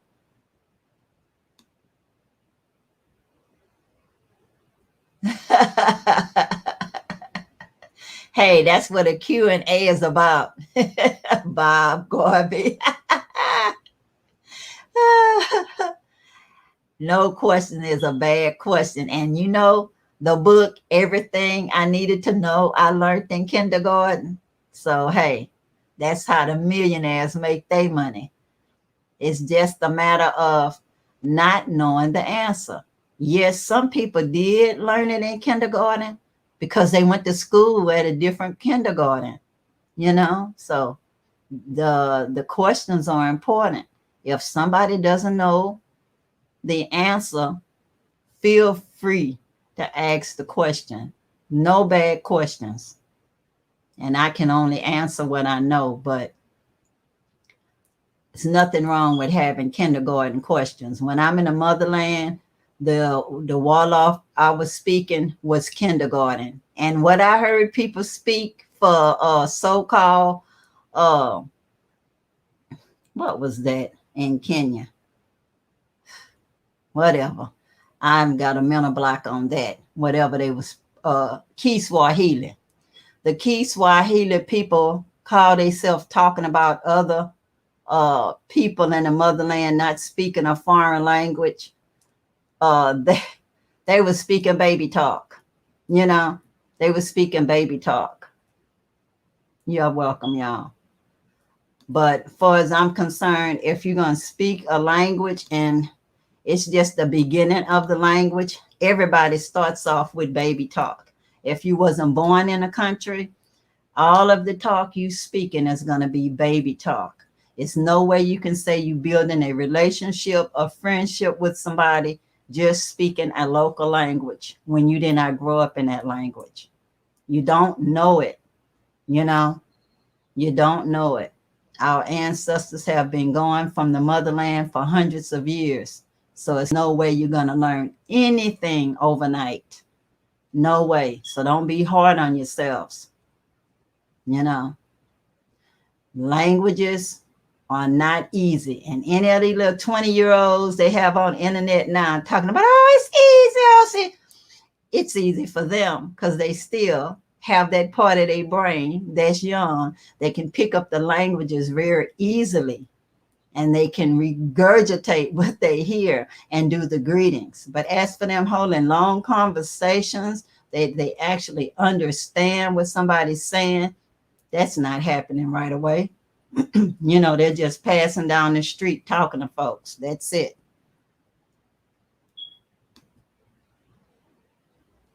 Do you need to bring a converter for the electrical appliances? It depends on where you are, you know, because if you, like me, I bought an iron over there. And so the plug was fine for the electricity there. But for my laptop and charging my iPhone, I use my USB connection and use my laptop to charge it up.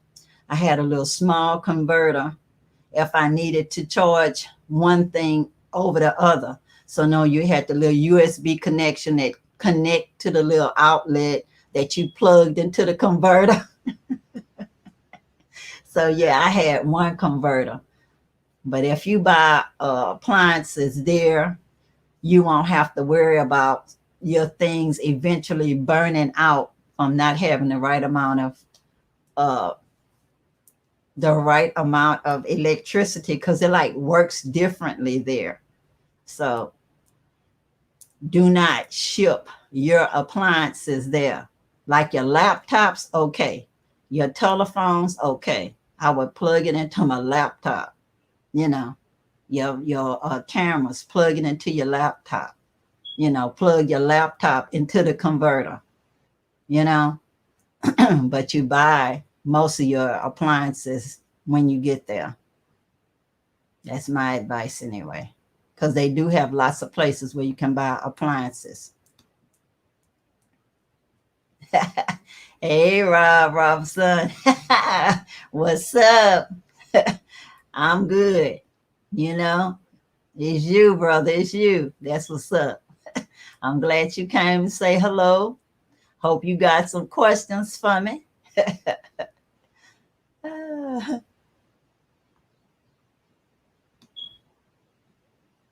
Say, I learned languages by mingling is the best way to learn wherever one is in this world. Exactly. But it's still going to take a while. You can mingle, but it's going to take a while to learn. It's not an overnight thing. Total immersion takes time. That's all I know. Because you first start to hear the words and understand the words and try to baby talk the words back to people. But as for being able to speak fluently in a language, it's going to take a while still. It's going to take a while. So I agree. Total immersion is a good thing, but it's going to take a while. Okay. I'm here. I'm ready for the questions. Well, yeah, that's how I feel about it. You give yourself time to learn the language. Once you get your house, wherever you're going to live, you don't know what languages they speak in the area. So you can learn some of those languages with a tutor. So you'll learn the basic words and the basic greetings, and then you can interact with the people. Okay. Thank you so much. Peace, peace, power to the people. Thank you so much for stopping by. I love you. Okay, you speak Wolof, Mandinka, English, French, German, and understand Jola. Well, golly, you're a regular African brother. My hats to you. That's wonderful. I myself, I don't have it yet, but I am happy for you. I am. One day we'll all be getting there, maybe with our children and grandchildren, but you're doing wonderful. That's great.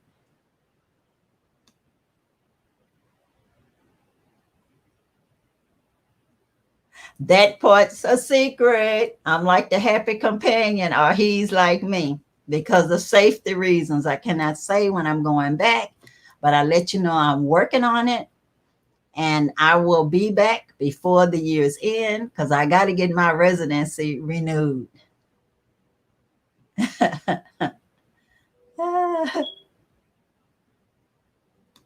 Yeah, not everybody's the same in languages, and everybody didn't have the same experiences. So, for all of us who's not there yet, we will get better. Huh?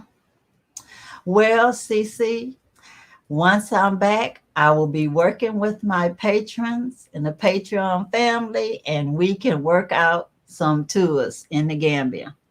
But I'll be doing small tours just with my patrons. I'm not interested in doing any tours with anybody other than my patron family.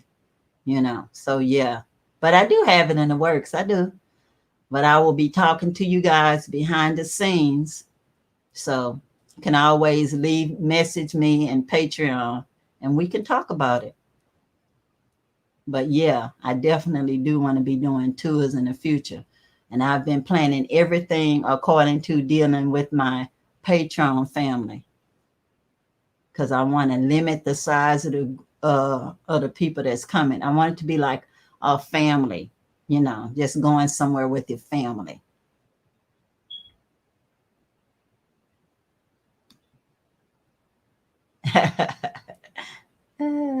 Thank you.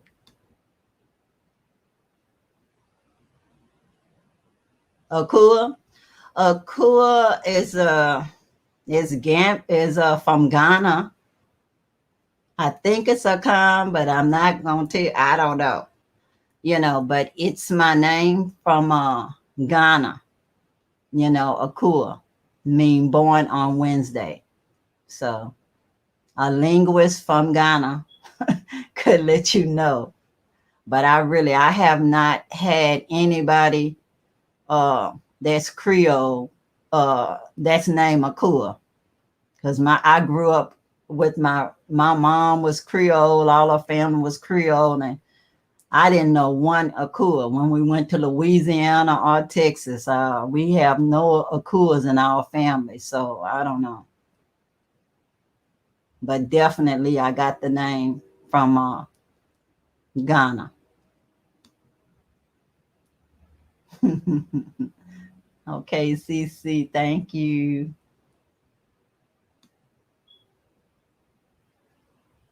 You're welcome, P. Davis.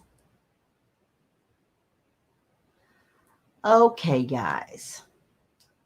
Everybody's seeming to get busy, but it was my first Q&A. And I'm so I see somebody asking me some questions. All right.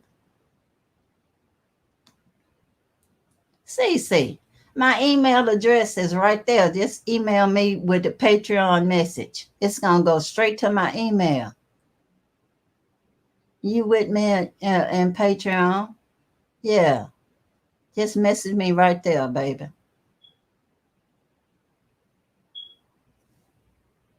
Okay.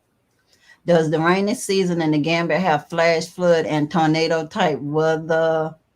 I haven't heard of any tornadoes, Rob. I haven't heard of any tornadoes I don't know about the flash flooding, but I definitely know about flooding in rainy season. I've seen enough of videos about it. Reminded me of Houston, Texas and Galveston, Texas during the rainy season. So I'm sure since it have flash floods here, it have flash floods there. So if you know it's rainy season there, at least they know specifically it's rainy season. Get all of the things you need in advance. So when it's a rainy day, you stay at home when it's raining, you know, because it's not safe going out during the rainy season.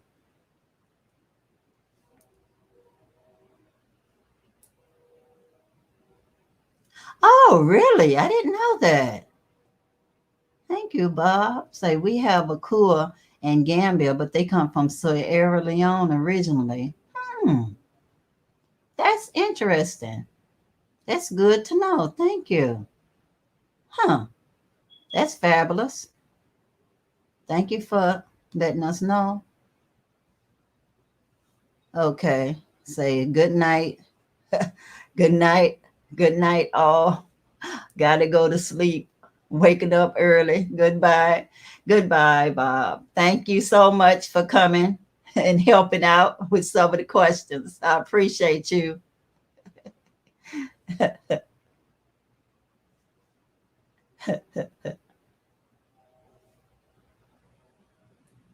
Okay. Good evening. Oh, you telling everybody good evening. Okay. All right, guys. Before everybody goes to bed on me, does anybody have any more questions that you want answered? I'll give you a minute to think about it. I've had such a great time with y'all. Thank y'all so much for having patience with me, for punching the wrong buttons and ending up in other tabs and having to come back in the studio myself. Thank y'all so much. I know the more I do this, the better I'll get. And I know when I'm in the motherland, I'll even be more relaxed and I can do a better job if the internet holds out. That's my only problem when I'm there. But all I can say is if y'all want me to go back to the Gambia even faster, if y'all not member of Patreon, join Patreon. Let me put this banner up here so y'all can see this.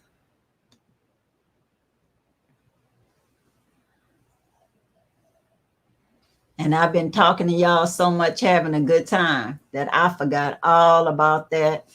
And I apologize, but at least on the replay, y'all can see it. Oh, being 68 is a trip. But I'm not gonna lie, I did act like this in the first place. I'm just excited I can at least do this. And if you wanted support, there I have PayPal. I'm just excited that I at least figure out how to do some stuff.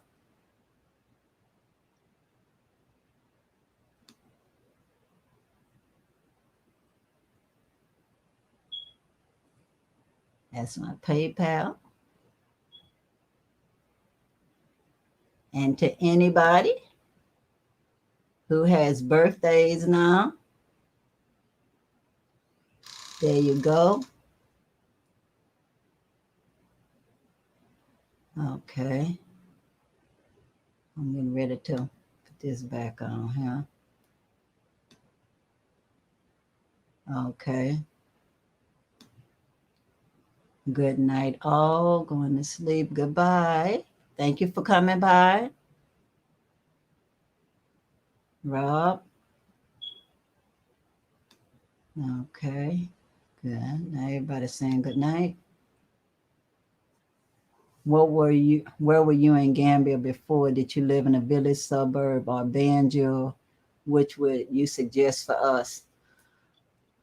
Well, when I was there, I was in Banjul and I was in Canafine South.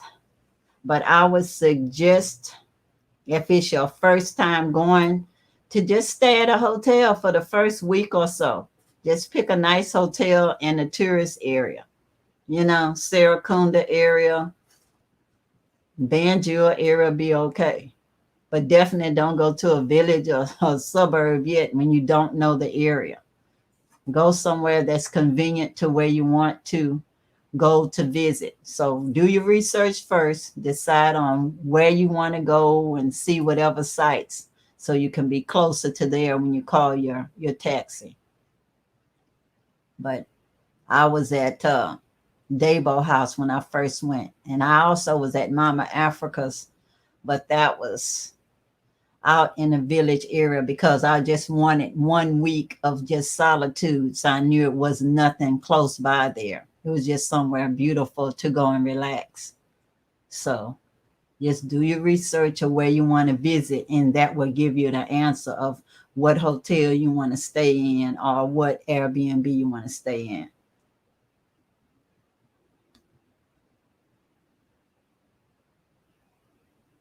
Okay. I cannot disclose. I'm going back to the Gambia. It'll be before the end of the year, but for safety reasons, I can't say. I'll be like the happy companion, and I'll be there when I'm there, and y'all will know I'm there. The only people who will know that I'm on my way is be my patrons, because I'll tell them behind the scenes once I arrive. Just say once I get to the airport, they'll know behind the scenes. Or if I'm in transit, but it'll just be for them.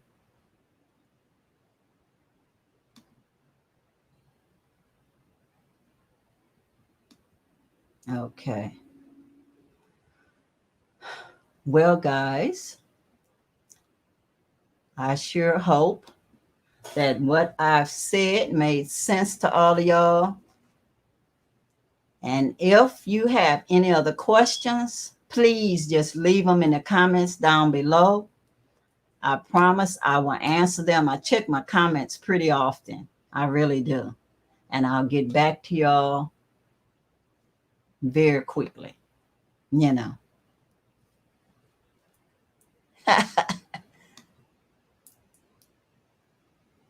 Oh, thank you so much, Tia. Tia.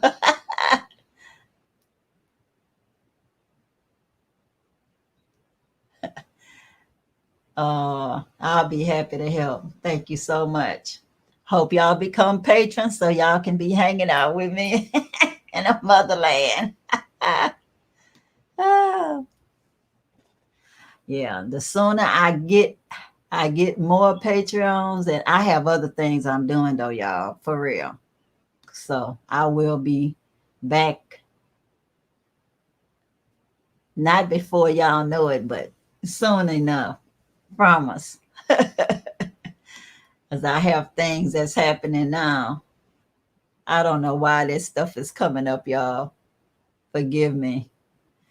But I'm working on things now, so I'll be able to go back soon enough. My car's almost paid for, y'all. I'm selling it. So it'll be no condo, no car insurance for that car. So I'm working on my income stream. So it's going to be all good. And I do not know why this thing is clicking up like that. To me, I don't know.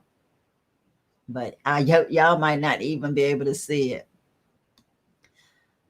But anyway, guys, I've appreciated y'all so much doing this live. Y'all have, okay. I'm glad you asked.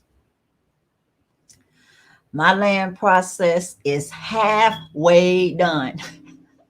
I have my friend Sayleaf on the other end, who is Gambian, that's harassing the land processing company a lot to get my paperwork done. They actually should have done it in the first place before they sold the land, but it's like upside down. And that seems to be a problem with a lot of land dealings in the Gambia.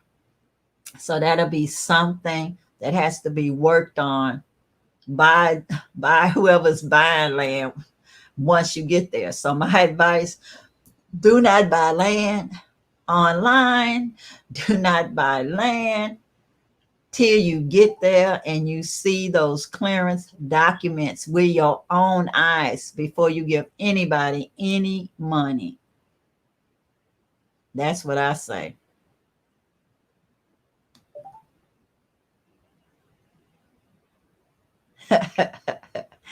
Oh, I'll be happy to be there, and I'll be happy to see y'all. And Mo too.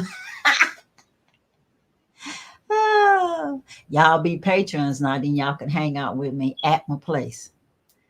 So chat with you later. Thank you for stopping by.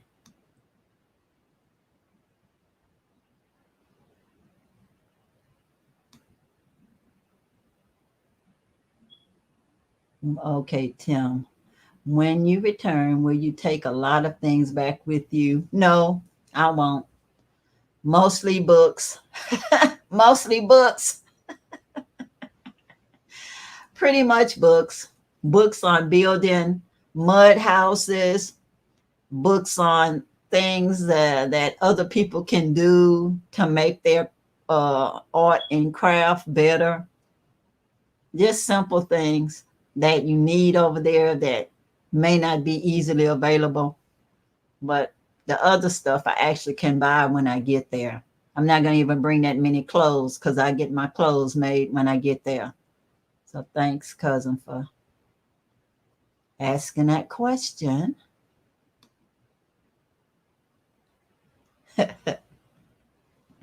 All right, brother.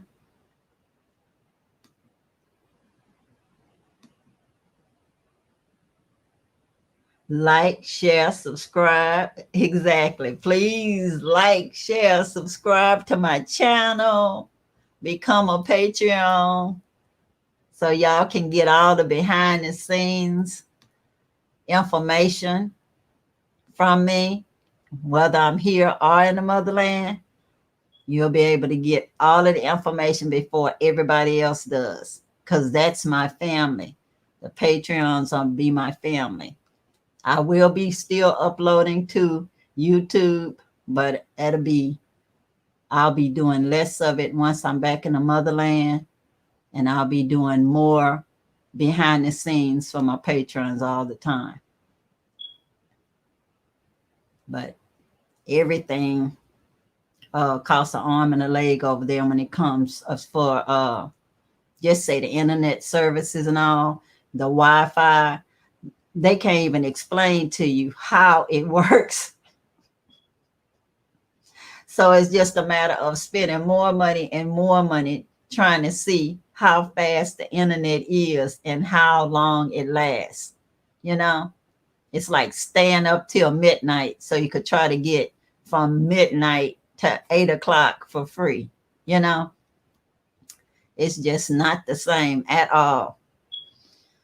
So, yeah, just trying to get different income streams going, but it'll be all good, as they say. So that's all I'm doing right now, working on my income streams. Like I'm saying, I'm almost done paying that car, and I'm going to sell it. Won't have a car note, won't have insurance.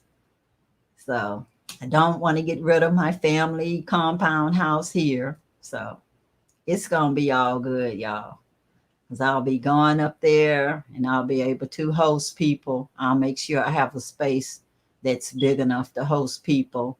And at least I know I'll be able to pick y'all up at the airport, the ones that's my Patreons, and take you around and whatever other services you'll need.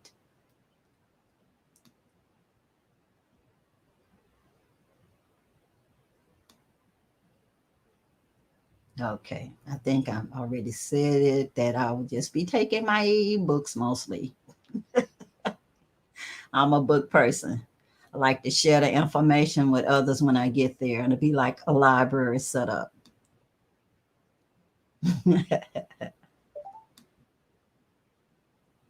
Like, share, subscribe. I'm just going through it again, y'all, trying not to cut myself off. Oh, that right.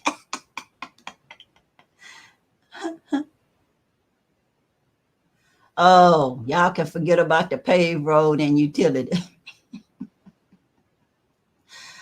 Oh, Gambia is a developing country.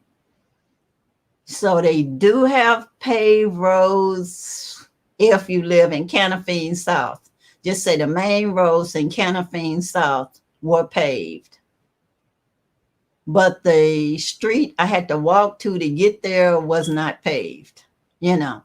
And a lot of places in the Gambia don't have paved roads, not where you live. And where I live in the not Saracunda, Jambangeli, it's a undeveloped land. My 3 plots is undeveloped land. So no, it's not paved roads. It's a highway to get there that's paved, you know. And there's the side roads that take you there, they're paved. But once you get to where my lot is itself is not. It's in the pre-development process. So it's a virgin land. I have to dig my own borehole and everything.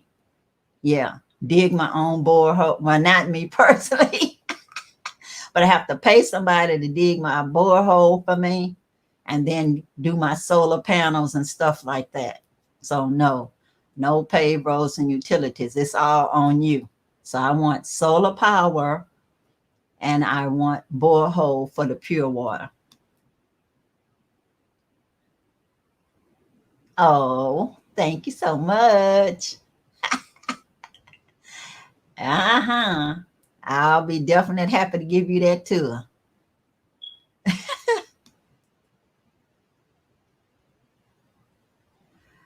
My house is a family compound house, Tim. It can't be rented out. It's people living here. So when I'm gone, I don't have to worry about nobody breaking in. My mother has had so many African retentions, even though she didn't know she was African. It was for she was concerned we was Creoles and that's all. But she wanted a house so there wouldn't be any homeless people in our family, et cetera, et cetera. So this is a compound house. So it's other people that's family members that live here. So even though I could sell the house, I'm trying my best not to sell the house. So no, this house will never be rented out. And it's an old house anyway. You'd have to fix it up just to rent it out to other people. Because here we have I have like a portable air conditioner, a room air conditioner that I use for myself, and we have fans and stuff like that. Even though it's a very nice house, it's still an old house, and it's fine for family, but you'd actually have to invest a lot of money to try to rent it out to others. But yeah, it's a family house, so I'm trying my best not to sell it. So I'm doing my best to have other income streams so I can have this house too. But I have to be taking care of this house because, like she said, she don't want nobody to be homeless. But you know, I have to still pay for stuff in both places.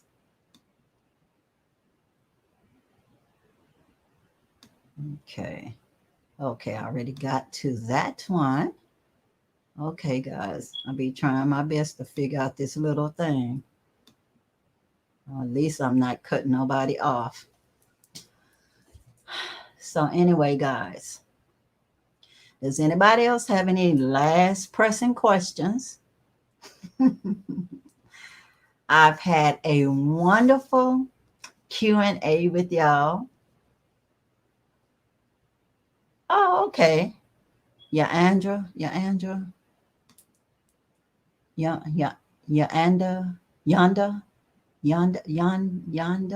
Drake.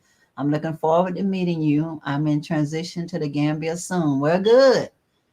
More the merrier. The more the merrier. I'll be happy to see you there.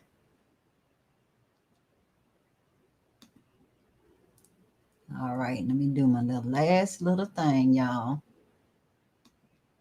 There you go. Once again, before I get off of the air, become a Patreon, y'all. Be a member of my family. If you want to go on a little private tours that's going to be planned in the future, where I get to pick you up and take you to my house and all that kind of stuff, join Patreon, y'all. That's how it works. Because otherwise, I will meet y'all at Mo2 on Sunday. I ain't taking y'all home, for real. Y'all can say I'm transparent.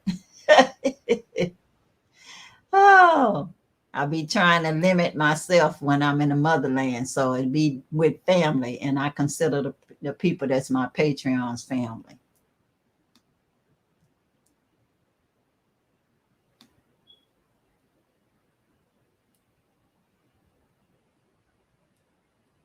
I would do lives every Sunday if you guys want them.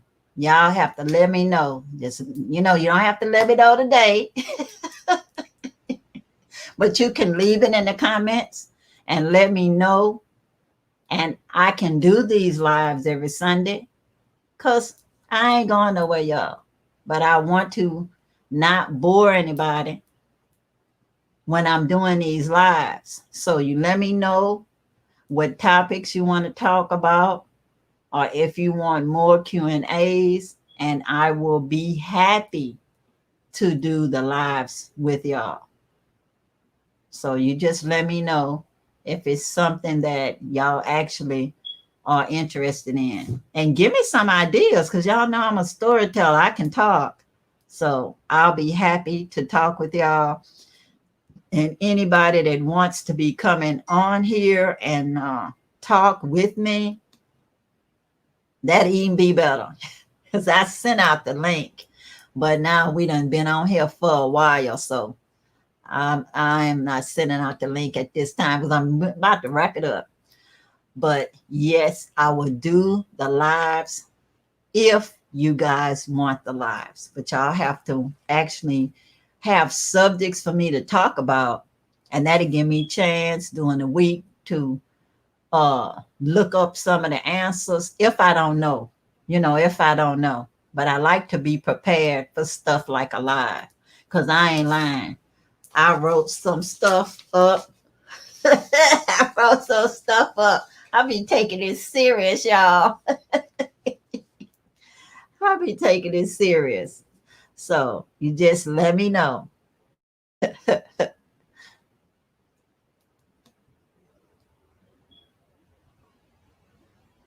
Okay. Okay.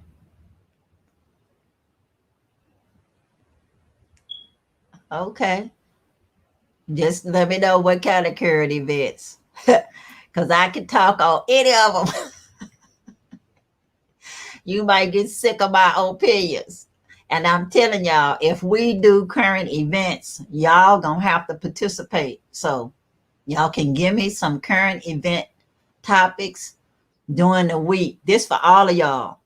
Y'all can give me some current event topics during the week in the comments, and I will be happy to come on here with y'all on Sunday. Sunday, 1 p.m., I'll be happy and I'll be ready, because I want to be prepared, but I want y'all to interact with me. I don't want it to just be a monologue. Okay? I'm not a preacher. So, y'all got to interact with me. So if you come on.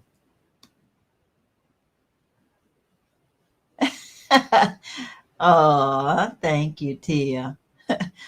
Leave me some ideas on the subject and I'll be happy to do the stories. Because I'm a person that works on what they call and response, kind of like a preacher, but not. So long as you let me know what you're interested in, I have an opinion, I'll tell you a story, and I will do better if when I send out the link, you actually come in and interact with me on that story.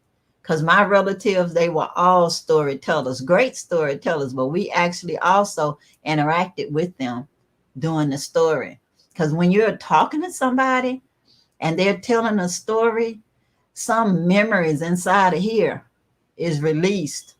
and they even remember more details of the story. So yeah, that'll be good. So I will put it on the calendar for next Sunday. But you guys, I am expecting y'all to give me some subjects to cover so I can be prepared for this next Sunday live, whether it's current events or some story from back in the day or hanging out with some royals in the motherland or whatever. Just let me know. So I'll be ready.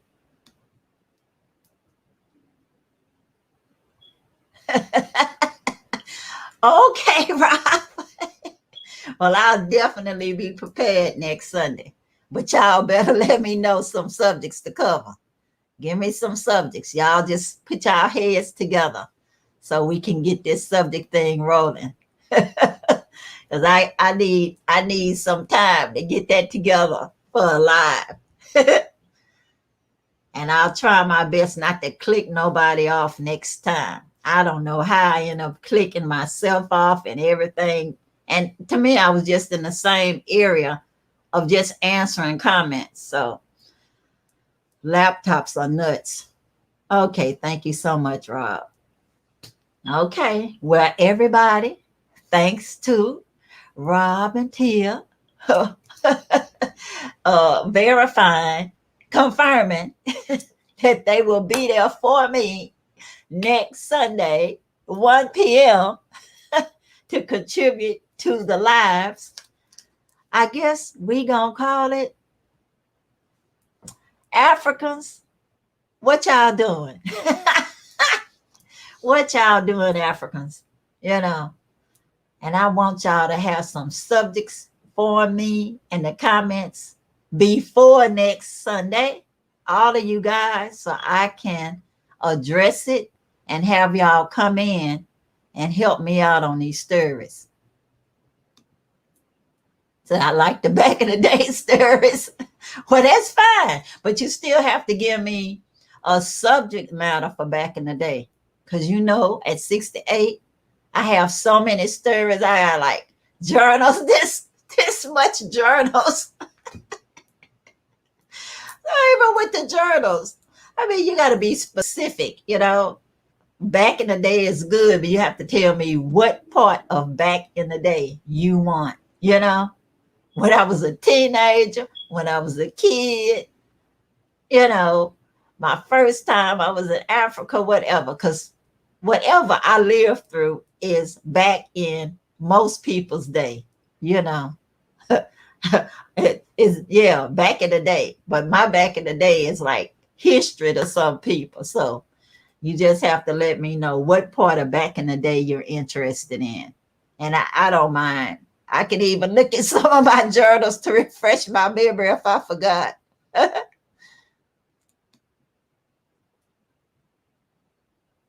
Oh, okay. But you still have to say what kind of stories from at school. Because, you know, I went to a Black Catholic school. Yeah. Thank you so much for the cash app. I appreciate it. Oh, yeah. I went to a Black Catholic school. So my experience may be different than somebody who went to a different type of school. So just let me know my stories from childhood at school, but pertaining to what, you know, to being in a Black Catholic school, or just say my preschool, you know, going to school. And I won't say how, but I have preschool stories that I actually can still remember.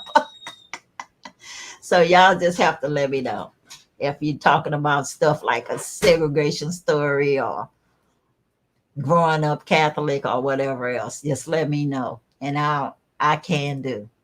Because I don't want to start today, because God knows how long I'll be. And I know I gotta let some of y'all go. But I appreciate all of you. I do. Thank you so much for the cash apps and everything. That all helps. I enjoy all of the support.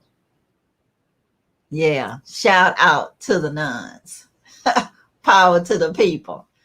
Because to me, they was my first example of somebody that had a love for their people. You know, if I could have just gave up a husband and kids,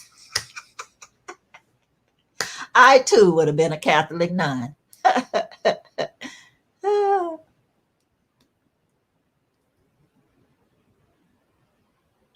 Oh, your mama's name is Stephanie.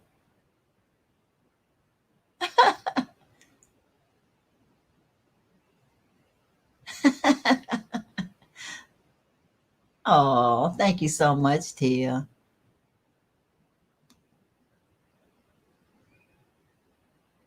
I'm glad I caught you live too, Rob. Made my day. All of you made my day. Y'all just don't know. Because it's different interacting with people and giving them your stories when they're actually interested in hearing your stories.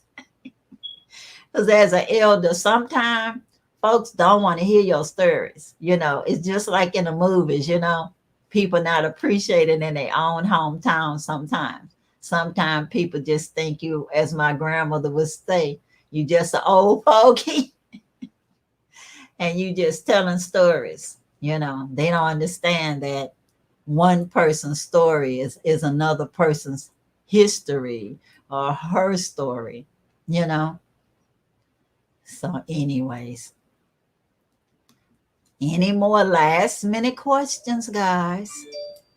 Because if not, I will wrap it up and catch all of you guys next Sunday, 1 p.m. Africans, how y'all doing? In fact, I'm gonna write that down. Africans, how y'all doing? And we are going to cover the subjects that y'all given me during the week, whether it's current events or back in the day or whatever. We're gonna cover them.